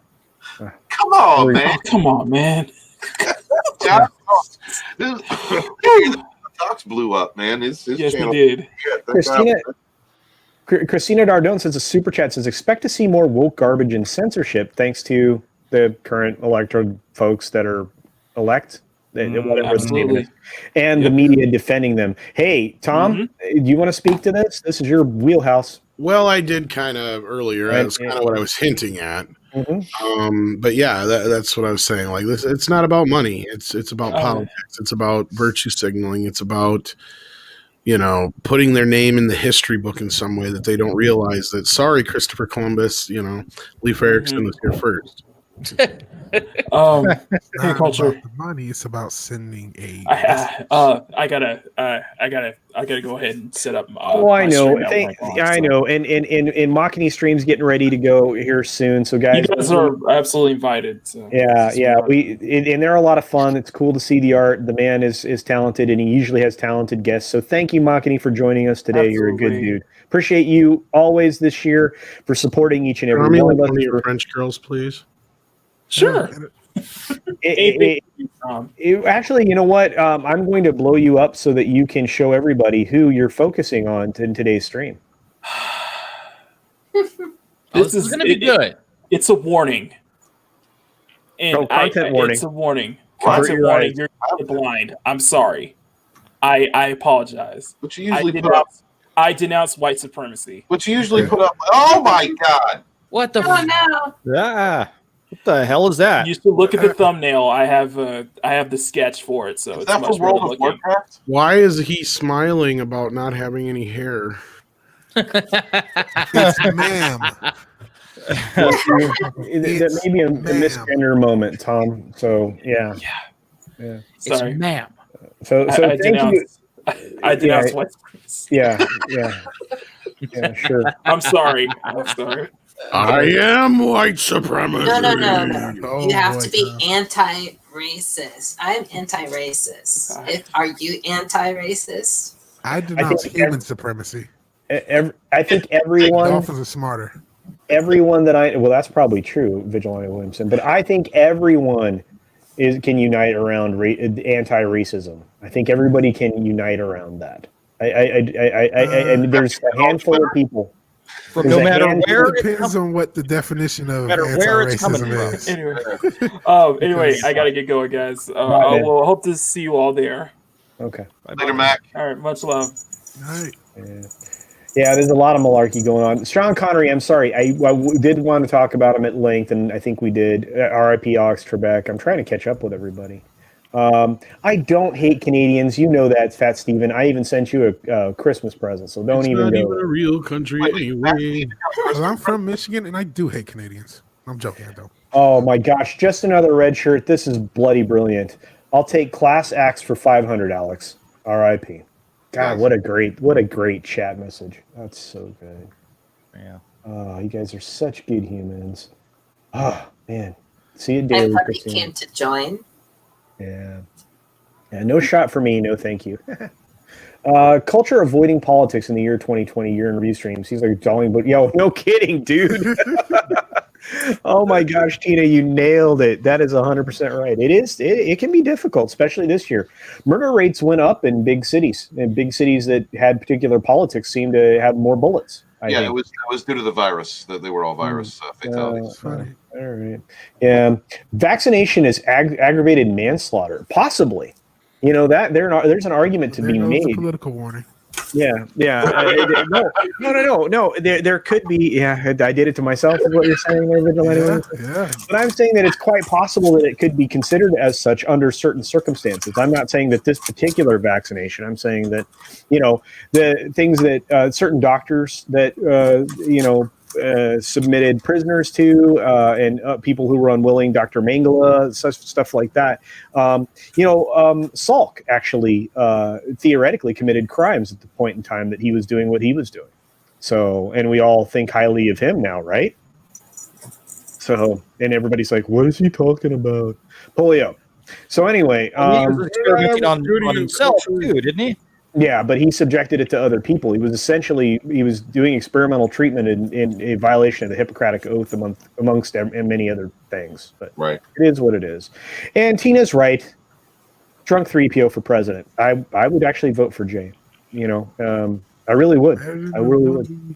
Allegedly have elected. Allegedly. No. Allegedly. I don't know. Anyway. It was a great year for the dead. It was a great year for necromancy. Every year is a great year for the Dead. The Grateful Dead's an incredible band. I love their music. We have a guy in the community who does great sound, based on their music, Wes. And I'm talking about Bear Nerd Fun, Wes. A great year for necromancy. I mean, it's amazing. It was at the 11th hour. No, this guy can't win. Let's raise the dead. Yeah. And you know what? The Grateful Dead were really good. So I'm just saying that again. Okay. To help everybody through this. Didn't Final Fantasy VII Remake come out this year too? It did, and again, it was a remake. So I kind of feel like Qui-Gon Gimli here is probably, giving it of a unique new title. I agree. Ghost of Tsushima. No, Final Fantasy VII Remake was not as good as Ghost of Tsushima. No, definitely not. Played Ghost of Tsushima, so I can't compare the two. You need to play Ghost of Tsushima. But I grew up on FF7, so that was nice. If you you may hate the remake.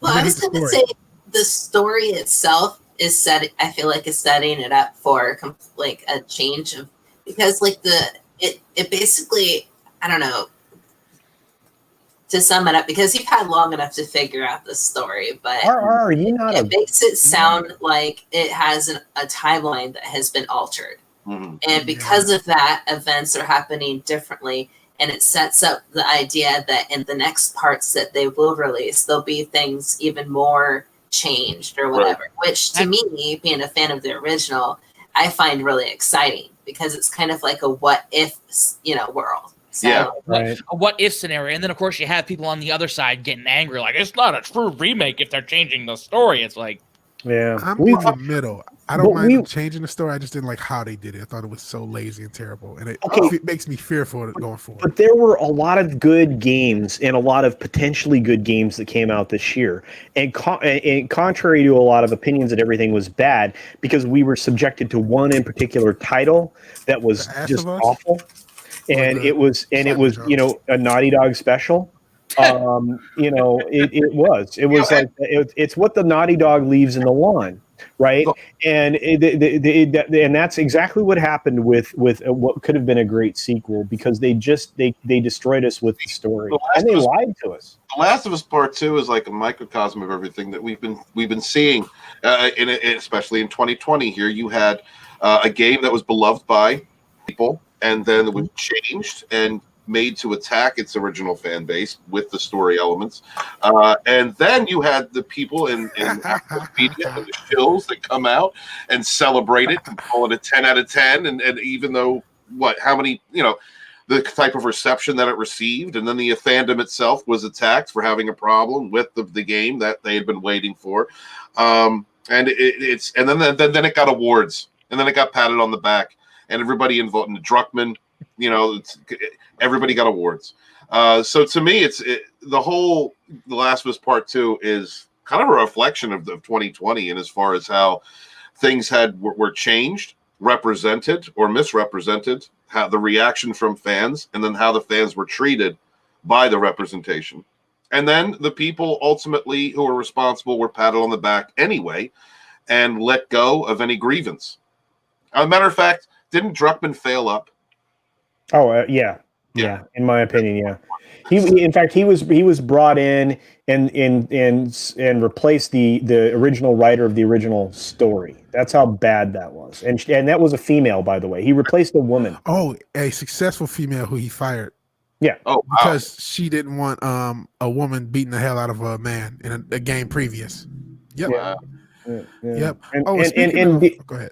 Go. Well, please, Vigilante. No, go ahead. because you brought up The Ass of Us, and I can't help but to think of we talked about Back from the Dead. Anita Sarkeesian was back from the dead this year. Not only was she involved in The Ass of Us, but Boob Armor. So I just want to.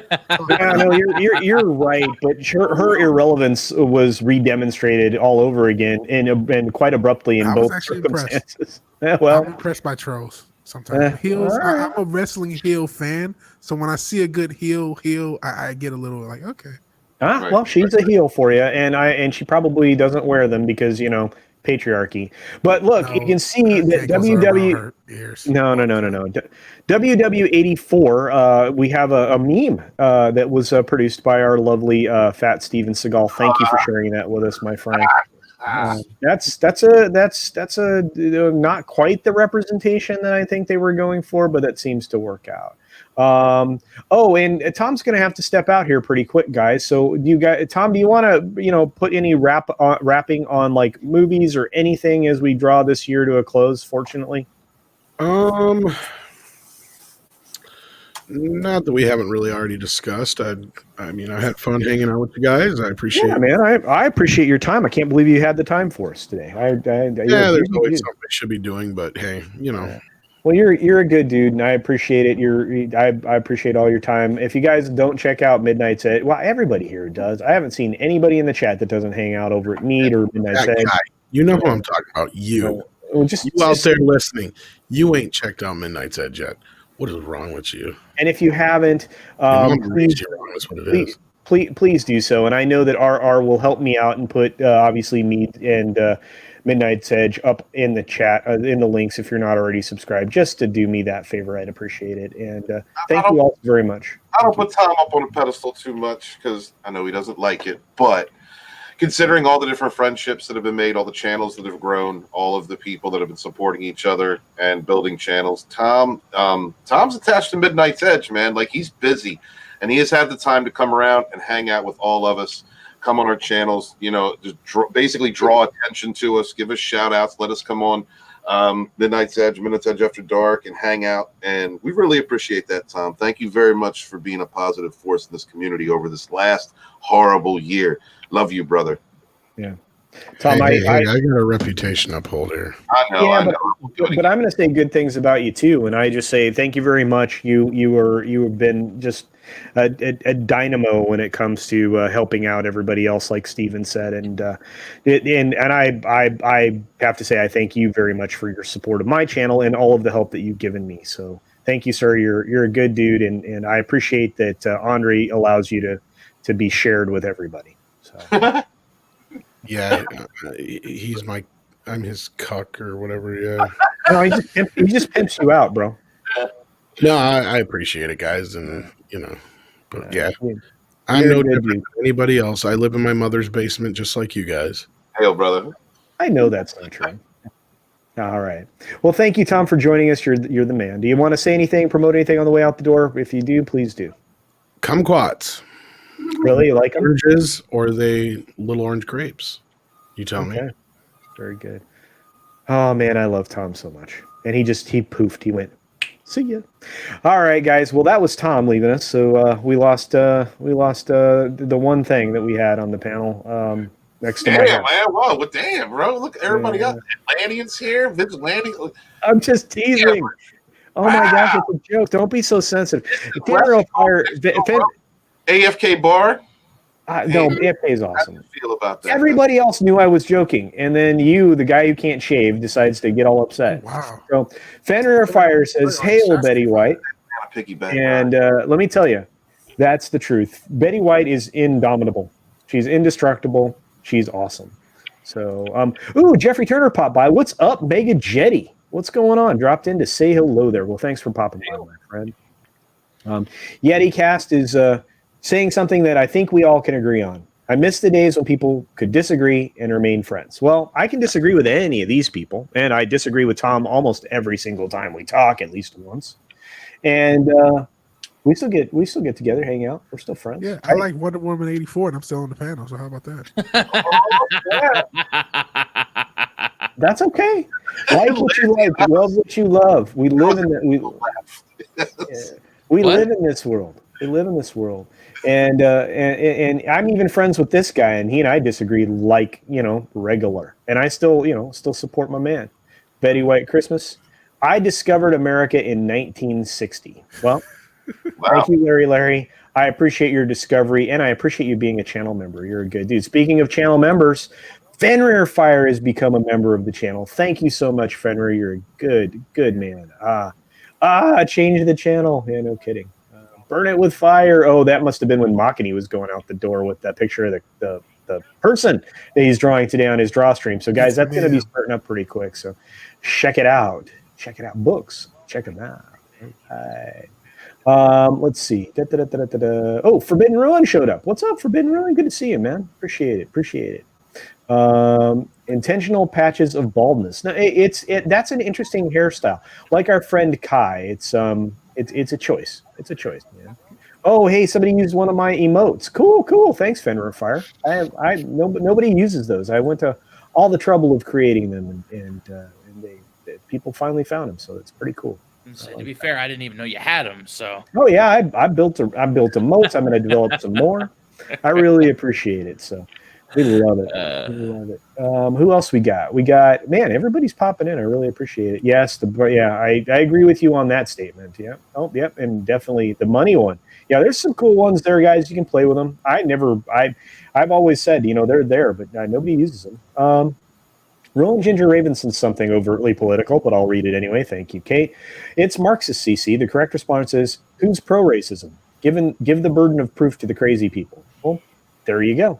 I think we should turn every argument around on them forever. The problem with that is the crazy people will take your denial as proof.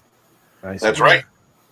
Silence is violence. It's not even a case of moving the goalpost. It's a case of the goalpost is just rotating. There's like four different goalposts rotating around the racism topic, and whenever you block one off with a logical response, they kick it into another one. It's like, nope. Yeah.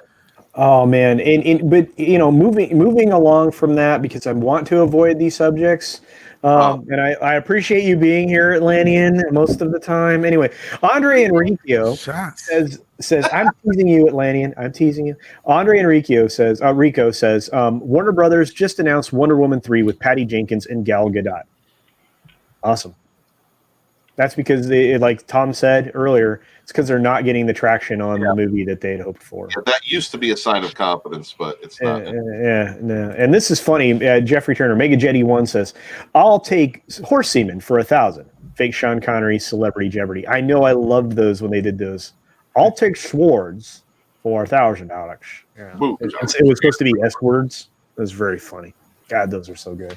Man, we're going to miss Sean Connery so much. It's not even funny. Kai, or as I affectionately call him, Broomhead, I think Atlantean probably would call him that as well, sends us a $5 super chat saying, don't forget this year brought us a lot of new TFM creators and expanded our family. You know what? And that's the thing we absolutely should be focused on right now, guys. I now have a deep pool. I have a big pool. There's a huge pool. It's enormous. The pool's huge. Full of friends and fellow creators that I get to hang out with, spend time with, there's swimsuits on or off in this pool. What now?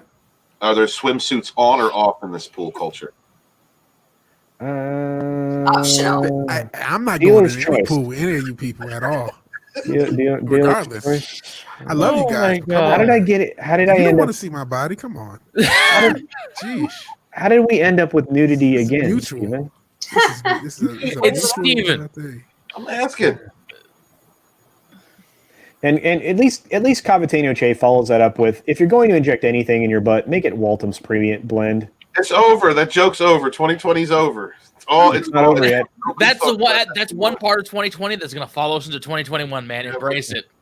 Well, no, now you have to have a giant celebration stream that's like a going out of like stock, celebration where it's like we won't be making any more of this Walton blend, and so you have to celebrate it. That's what I say.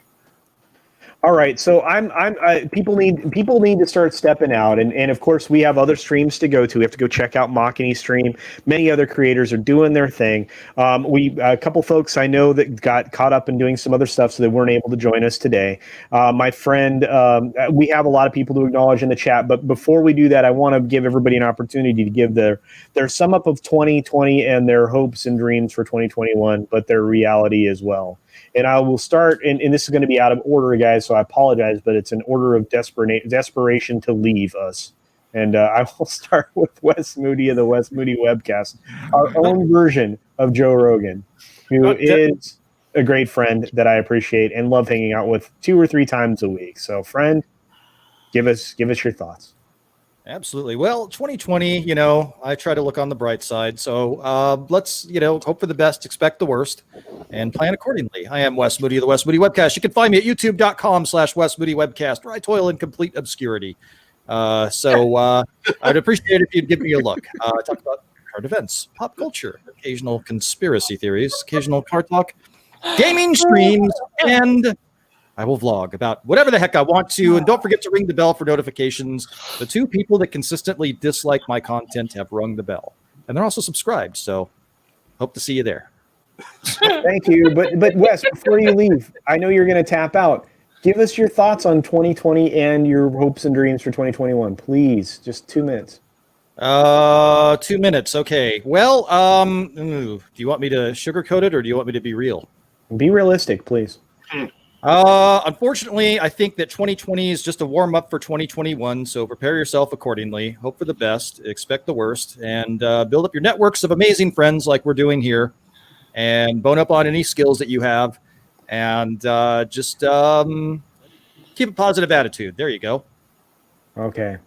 Thank you very much, Wes. I appreciate that. And thank you for not, making me do too much political stuff while we were all together today. I will be happy to do it on your channel. I know. I've never had a political thingy on my channel. I never want one. So, because it seems to kill your channel. Yeah. Oh God, I hope not. Anyway, all right, let's move forward.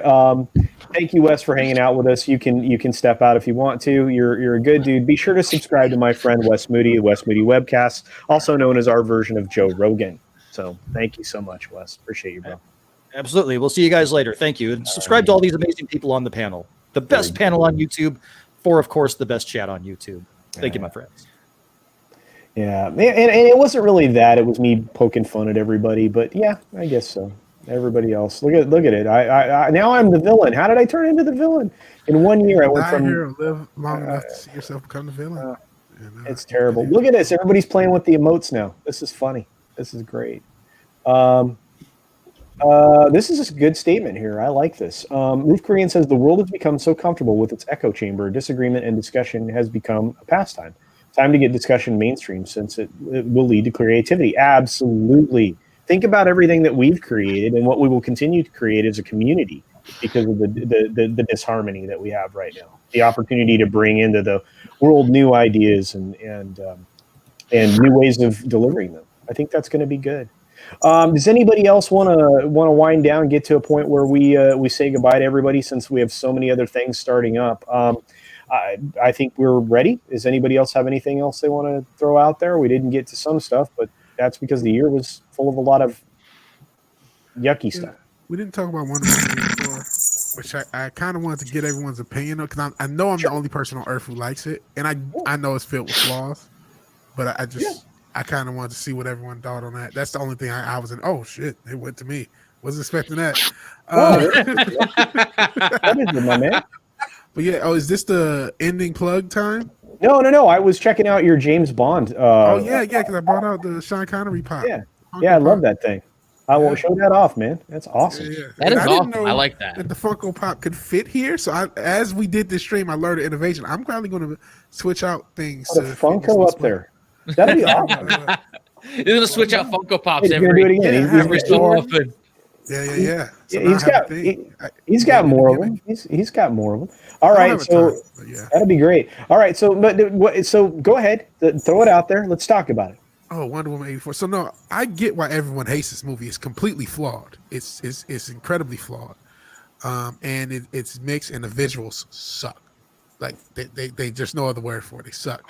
But I fucking love Pedro Pascal as Maxwell Lord. He's the funniest thing on earth. I just thought he was hilarious, and so I just love the movie. Almost, I mean, there's other things I love, and I like the little rom-com elements. It was a fun movie.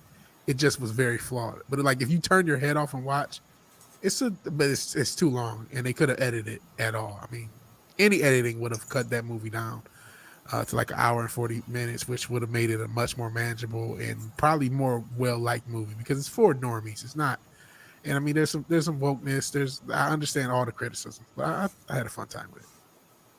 Okay, that's fair enough, and I don't, like I said, I don't want to take anybody's joy away from them. That's not the way I'm wired. You can't take my joy away because I'm doing a review of it, and I bash it pretty bad too as well. I mean, some things to consider, of course, are that the film itself, it doesn't feel complete, and I appreciate enjoying the characters and their performances, but it just didn't feel complete. And my review is going to be rather harsh, Vigilante Williamson. So if you don't want to sully your thoughts on the film, oh no, you don't have to follow it up. But when that releases tomorrow, it just isn't going to be pleasant. Now the film itself, I mean, it could have been excellent. There is an amazing movie in there, and even though Tom doesn't think so, and neither does Andre. And Andre's is somebody's opinion I respect, but it just felt incredibly schizophrenic to me. Does anybody else have thoughts on the film that's seen it? I will say that I've got a friend who has always been like really into like movies with like really strong female characters and going all the way back to like black and white movies. And she texted me yesterday and she was like, oh, that was such an awful movie. And then she just had this long list of all these things. And like, she's my like hipster friend, kind of like she's in that like group that I feel like they were aiming for. And she was complaining how, I won't say specifics, but how the female character, the antagonist, I guess, because, she's not flat out evil or anything like that, right? But like how the storyline seems like it was taken directly from like the Selena from like the Batman Returns movie, and how that one was such a better story because it like fleshed out the character and gave her, like meaning to what she was doing. And she said all this stuff, and I was just like, oh, that's pretty deep, and it kind of shows, I think, the level of detail that goes into movies nowadays versus back then, where they actually like the scenes were slower because they were developing, everybody. And nowadays it's like you can have a fun story, but if you're looking for something that's like, I think, fleshy, you won't find it. But that's just kind of my take on it. Like, I'm enjoying a lot of these like superhero movies and stuff, and sometimes they're written where you can be like, okay, I can understand that character. But a lot of the time it's just like, here's a surface level, personality, and this is their end goal, but their motivation, let's grab from a hat that we always pull from. So I don't know. Sorry, that's a lot of rambling. No, it's pretty good. I mean, and having an opinion and having an informed opinion based on another person's perspective is not a bad thing either. I think that again, I mean, after I'd seen the film, it took me. I had to break it up, but that was a function of sanity, but also a function of the fact that I had to do a 90-minute live stream as well. So, and that actually benefited me because I could collect my thoughts in pieces and rather than try to get them all out at once onto paper. But my review tomorrow will be lengthy, not as long as the film, but that'd be hard to do. 2.5 hours is a lot of movie. Yeah. and it was very, very long. But Steven hasn't seen it, I know for sure. Atlantean, you probably haven't seen it either, have you? Nope. Okay, well then there we are. So we've wrapped that up. Real quickly, I want to answer this question from Mega Jitty. When should I get my Netflix subscription for when Cobra Kai comes out? I think it's the 1st of January. Am I right? Cobra Kai is It's January. been moved back to the beginning of January. So yeah, that's what I thought. Yeah, so I wouldn't get it a day before, and I wouldn't keep it a month longer, or you know what I'm saying with Netflix, unless you get into whatever they're making, man. But I think that a lot of people are going to enjoy this season. There's a lot of things coming out of there. They're bringing back some characters that actually surprised Steven when we were talking about this season's going to be amazing. Man. Yeah, so I think we'll be pretty good. I know that Steven's looking forward to it, right, Steven? You boy? Yes, sir. I don't know how long it's been since season 2 came. Has it been like a couple of years now since season 2 was out? So yeah. And Linda Carter is amazing. And I just want to say hi to Marjorie. Marjorie's here. Margie smiles. Margie smiles. Hi. She's amazing. She supports so many people and just hangs out. Just an incredible supporter of the community. We are so blessed with so many amazing people. You guys are so great. Dark Shadow Logan tapped it good. Story was bad and an unrealistic portrayal of the 80s, and that was just to start with. And what's interesting is Steve Kenobi, who knows his video games, said that Rampage didn't come out until 1986, and so they screwed up and put that game in the background of the film as well. There was a modern G-Wagon in one of the scenes. I know. There's tons of stuff. It's a mess. It is a mess. There's no doubt about it. It's a fun mess to me. But if it's not going to be fun to everyone, and I get it. You watched it with Jake D, huh? Okay. All right. I'll have to get his opinion on it too. Snyder Cut announcement and the Luke scene in Mandalorian were 2 wins for the fans this year. That's probably a good statement. A lot of people will agree with you. The Snyder Cut thing is a win, but we're not going to get it right away. So, but I mean, it took a long time. I want to see it. You guys don't understand how badly I want to see what that was supposed to be. And there's a lot of what it was supposed to be. You know what I mean? Yeah. So, DC has a great Wonder Woman and a great Superman. 100%. They just can't seem to give them good scripts. It's a complete waste of talent. God, no kidding. You have Cavill and you have Gal Gadot, and you can't write good films based on these characters, which are easy to write. I mean, I'm sorry. I could do this. Most children can do it out of their imagination. And they will come up with a story that's better than all of this convoluted goo that you try to smash together to make a film, which is how I feel about what we have been getting the last several years. Now the animated Justice League show had so many better plots with their characters. I love the animated Justice League show. Yeah, I mean, like, I watched these movies, and it's just like that for me, because I wasn't a comic book person. All of the the DC Marvel comic cartoons were what I grew up with, and for me, that's like my idea of the superheroes. And so I wish they would do that, because like the stories were always super fun and exciting and like very, I don't know, like heartfelt and stuff, and even like there were dark moments in that stuff because, you know, the characters have issues. They, I don't know. I feel like they did a better job. Yeah, it drives me bananas, and I think, RR definitely said that very well. It really drives me insane. So, anyway, all right. Well, I just want to add one point because you're thinking about how hard it is to, you know. Linda Carter and Christopher Reeve were both iconic in their roles. Yeah. And it's really hard to recast roles like that. And they actually have been able to do it and haven't done anything with either.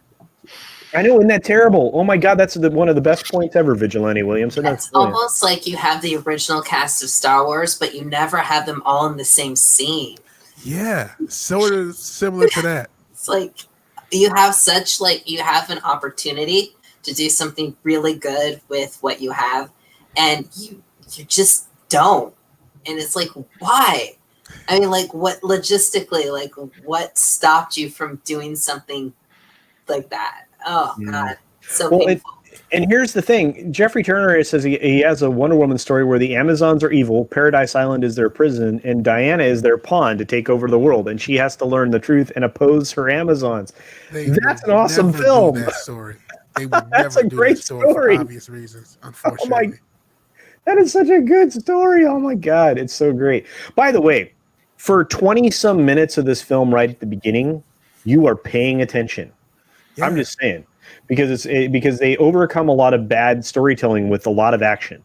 And I'm not saying the beginning is bad. Don't misunderstand. There's just a lot of action that drives the film, and not in a way that, I don't know, overcomes the bad story. That's the best way to say that. The CJH says, also, Snyder cut forever. I agree with that 100%. Abso-freaking-lutely. Absolutely. Yeah, all they do is have to take a comic issue of the characters and just copy it. They have 100 years of source material. RR, you're 100% right. It's already storyboarded. It's a damn comic. It is. It is a storyboard. It's exactly right. It's ding, ding, ding. The panels are all there. You don't have to do anything. You just have to photocopy a comic very carefully, especially if it's classic. Very carefully with gloves. You wear gloves. Your glass is clean, right? You only expose it to light the one time, and then you cut it into pieces. The copies, not the comic book, and then you have a storyboard, and you're all done. Well, the problem I think now, more than it was before, because like I know it was campy, but like the Batman movies back with like George Clooney and stuff, like they were super campy, but at the same time they had like a spunk to it that kind of was reminiscent of the Batman of the 60s. And nowadays it's just like, instead of adapting something to a movie where it's just like, here's something that was super popular, here's the storyline that I know worked, where there were like people who loved this series, I'm going to put my own spin on it. And it's just such this like almost selfish act of like a lot of creators for these like remakes where they're just like, yes, that's such a fun show. And it's just like Incredibly they fun. decide that they're going to make their idea of it. And it just ruins it, because it's just like, that's not what these people liked, And Yeah. I don't know. If they just focus on the source material, they would have endless amounts of things. Like, people would love to just see something that they love, real life, just reenact it for us. I agree with you 1,000%. But as we are about to shut down, one of the OGs of the community shows up, Mr. Drew. Hail the Drew. Hail the Drew. Oh man, what is going on, dude? Sorry, I've been in and out because I was watching the final tense moments of the Browns game, and heartbreaker, but that's all right. Yeah, Adam West. Yeah, no, we've just been lamenting 2020, and we had some thoughts on the going forward of 2021.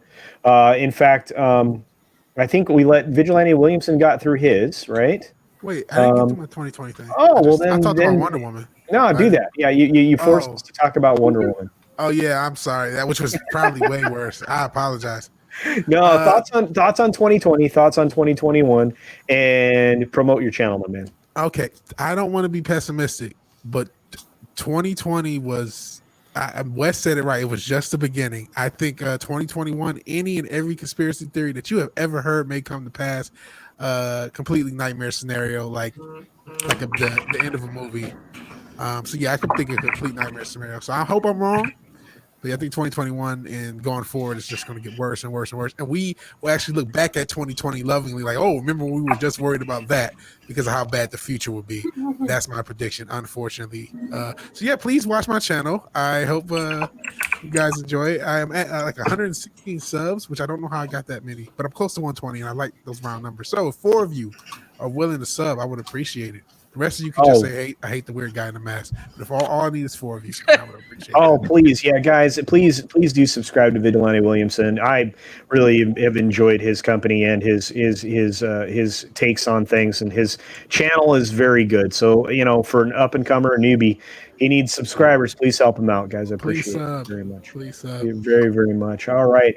Now we move on to, let's move on to the Atlantean, the guy that comes to us from the frozen deep. Yep.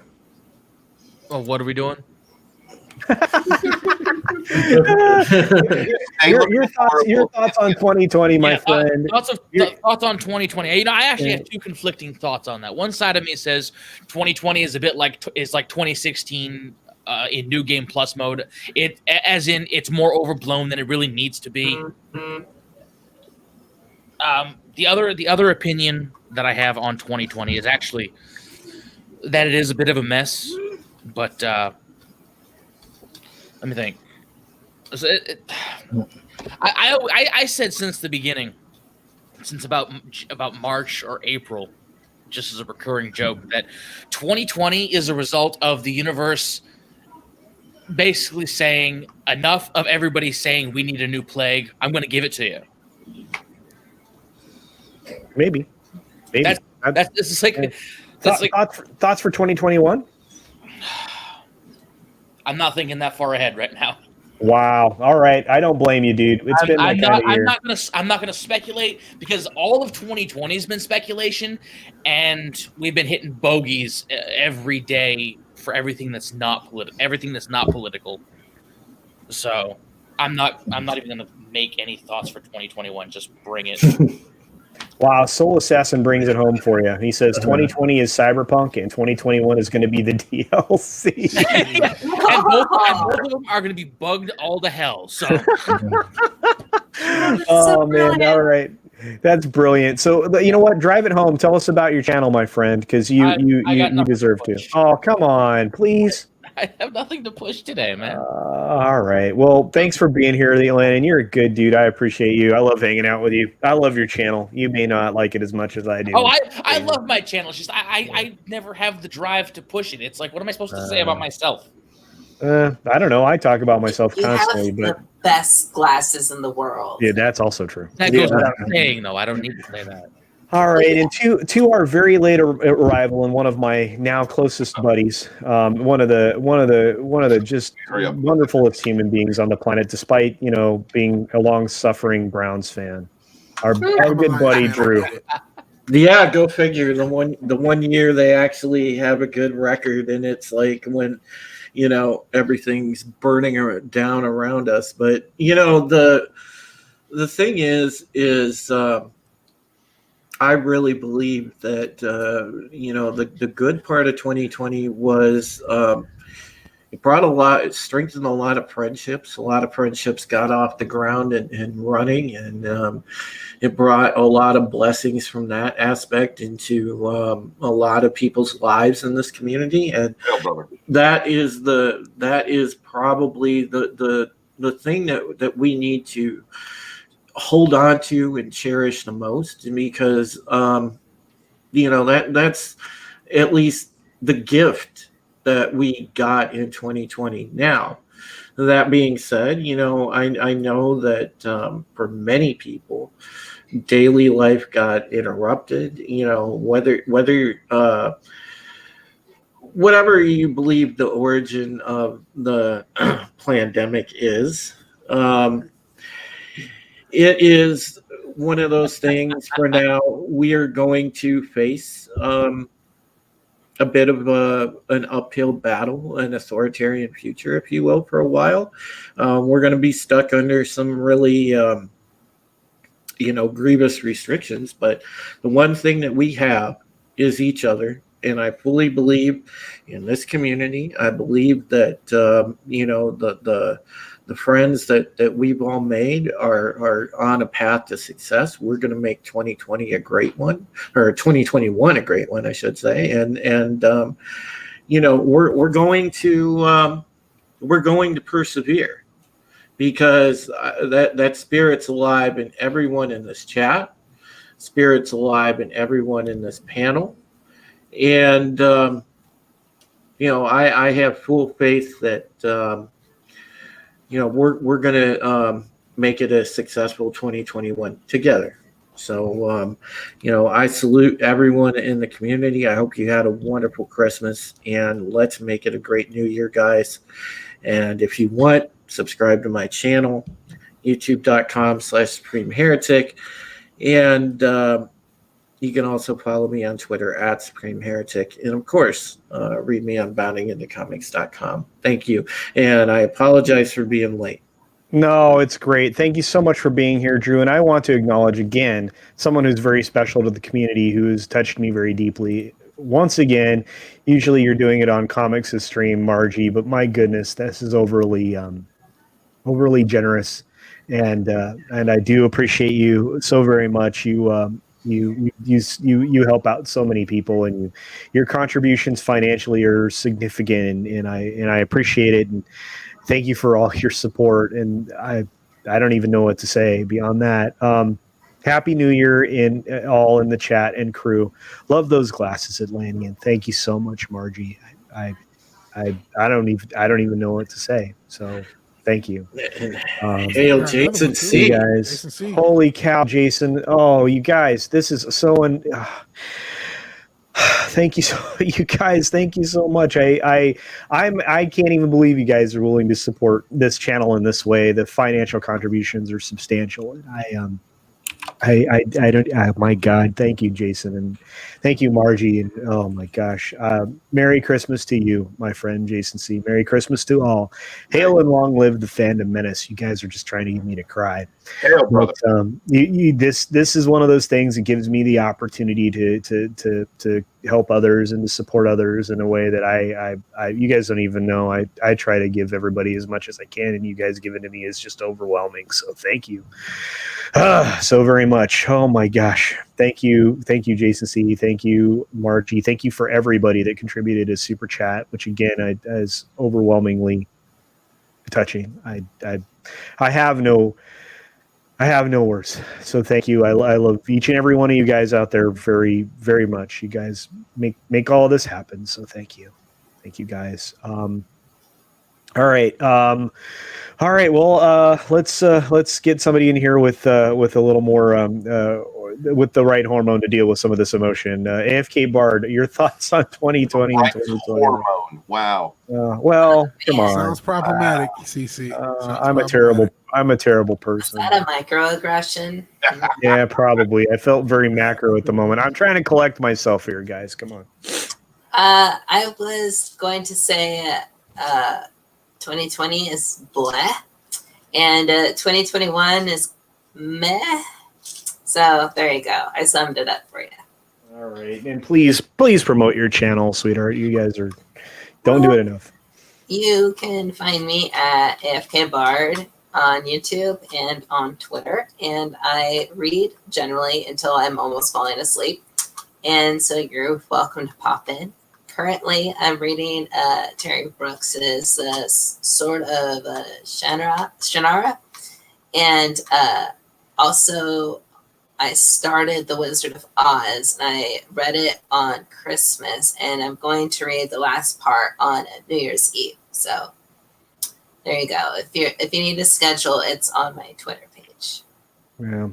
Thank you so very much for being with me for as long as you have, AFK Bard, and all of the streams that you've been able to join. I appreciate you. I want you to know that. That goes to each and every one of the people on the panel and to those that have left as well. You guys, this is how we've dealt with this pandemic circumstance, the thing that we've all been dealing with, and with incredible support from our community like Margie and Jason C. and Fenrir Fire and so many other folks, Kai, RR, my gosh, Lady Tariel. I'm going to forget names, and I'm sorry. Wes Moody, Soul Assassin, the CJH, Shellbach, who's, undersubbed, our friend Knight 5N, who also sent a super chat earlier, that, I can't say enough about how much I appreciate all of you. Memes of Destruction, Jeffrey Turner, who's great in his own right, and especially with his game streams. And you've got, Qui-Gon Gimli, you've got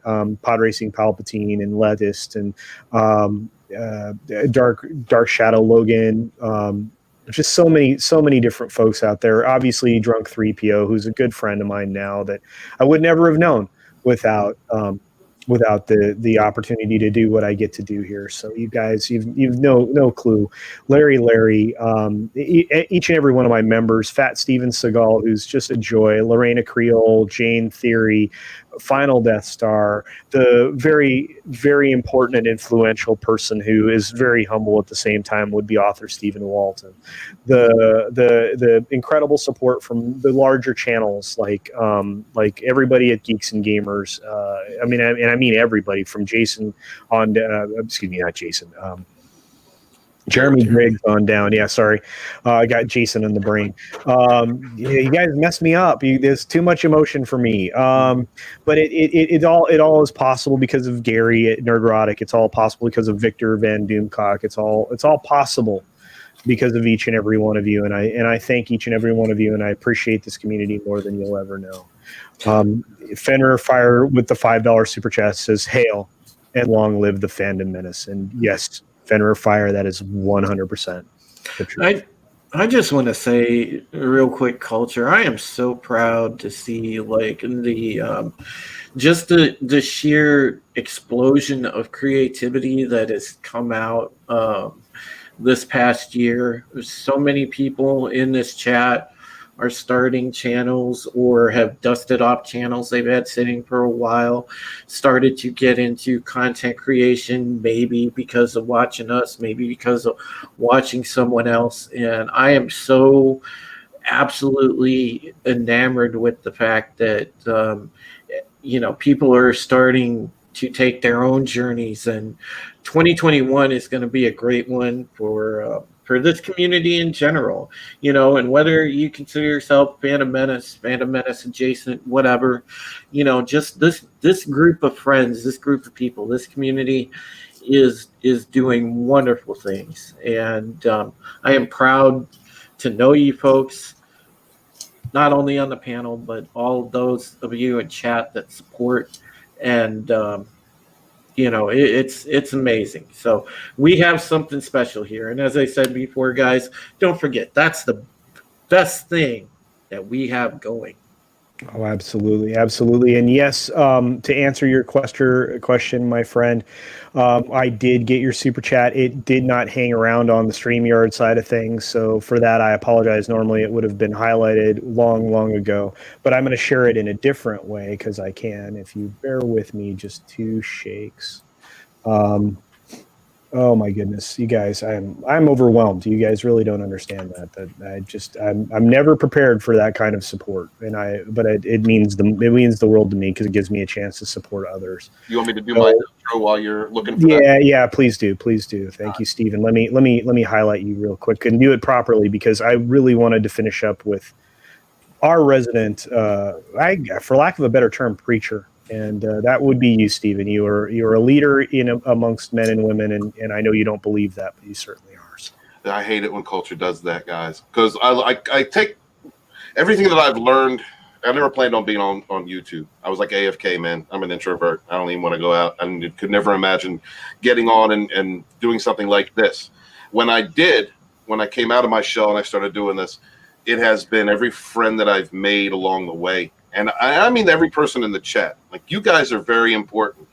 As much inspiration as I took from looking at Geeks and Gamers, Nerdrotic, Mecca, all the guys that were tiny little channels when I first started watching them, to seeing how they've grown. There was a camaraderie that I had in the chat. There were people like Mega Jetty, my boy Jeffrey Turner that I met, Bear, people that I met in the chat that I've been friends with for a long time. That culture was continued with my generation of YouTubers, the Ryans and the Marys, the Drunks and the Lethals, all those people that kind of came up. And it's always been supported by people in the chat. You guys are as much a part of every show as everyone else. And pretty much everything I wanted to say, Drew said earlier, so I just want to tell you a story just for a second. There was something very important that I wanted done for me as a person in the Fandom Menace, as the Fandom Menace historian, as I call myself. And that was to have Stephen Wayne Art create my seal. Stephen and I have had we've been taking shots at one another from different camps over the last couple of weeks, but we remain friends.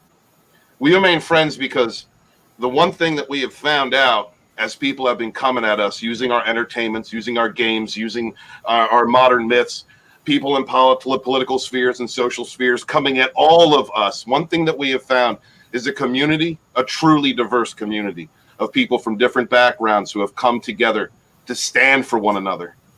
Stephen Wayne Art, formerly known as the Fandom Menace illustrator, made this for me while he was battling cancer. While that man was dying, he put time into making this for me. And that means more to me than any gripe or any difference of opinion or any way we see anything different. I will always love Stephen for what he did for me and for how we stood with one another. Same goes with everybody else I've ever fought with, people that are still my friends, people that aren't. People, everybody in the chat, we are all a community. I don't care if you carry a hashtag or not.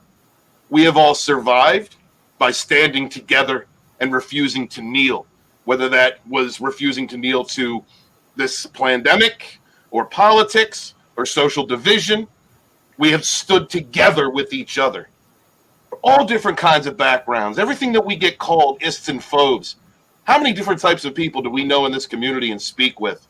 Different religions, different subcultures. We stand together, and that is why we have stayed together. And so I just wanted to say, I don't care if you carry a hashtag or not. Never been a thing for me. I'm a member of the fandom just like you.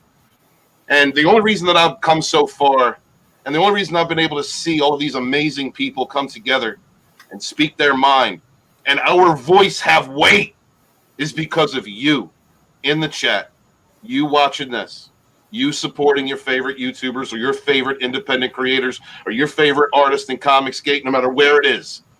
It's because of you.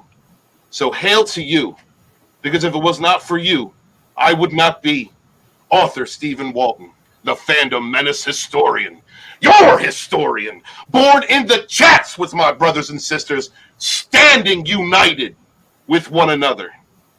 Wash your hands, wash your ass, be good to each other. Let's have a great 2021.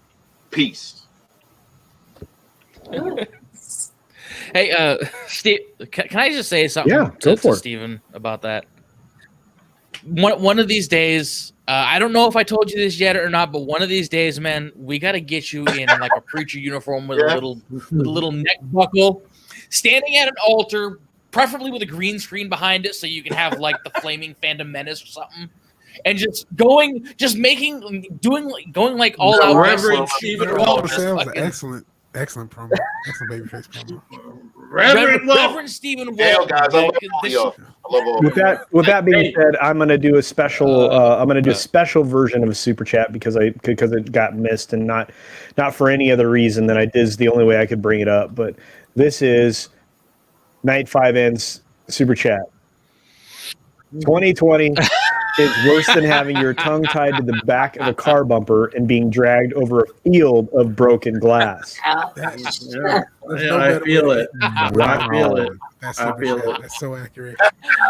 Oh God, that's a mic drop. Painful. That is definitely one for the record books. Thank you all so very much for your, again, overly generous contributions. I truly appreciate each and every one of you. I say it in as many videos as I make and as many live streams as I have, but you guys just kill it every time. I absolutely appreciate you. So, yeah, and there was a little Sam Kinison in Steven's speech on the way out the door. So, Terminus S says, "Hey, Steven, so you and Stephen Wayne are even Stevens right now?" Oh yeah, we are Team Steven. All right, very good. About one or two things, but you know, the Fandom Menace has the right to have an opinion. So disagreements come with it. But we can always look past that. Someone in the chat earlier said we can disagree and still be friends. That is very important. You're damn right.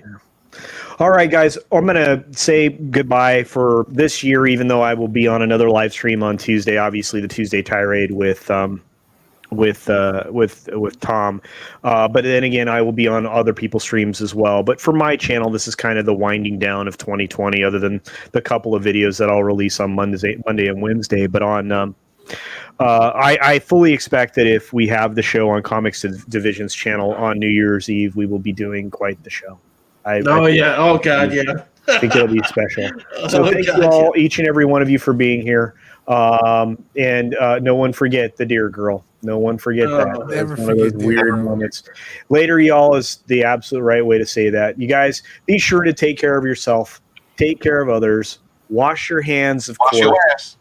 Because it's good hygiene, Steven. And until next time. You got to remind people. That's right. Absolutely. Until next time. Bye.